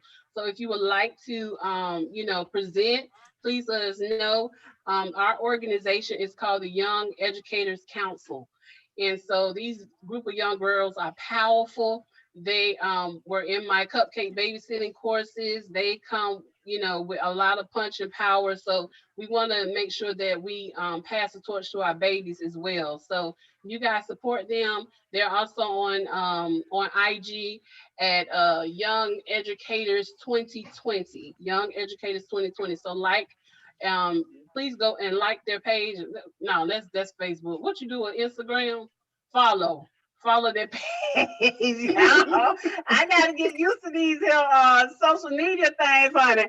I'm telling you, I'm learning every day how to utilize this stuff. So just please follow them on Instagram, and again, thank you so much for y'all time. I love y'all. I love you. I love you. And ain't nothing you can do about it. Like the old folks say in the church, ain't nothing you can do about it. I love you guys. So thank you again, and have a wonderful night. Bye. Bye. Bye-bye. Bye. Bye.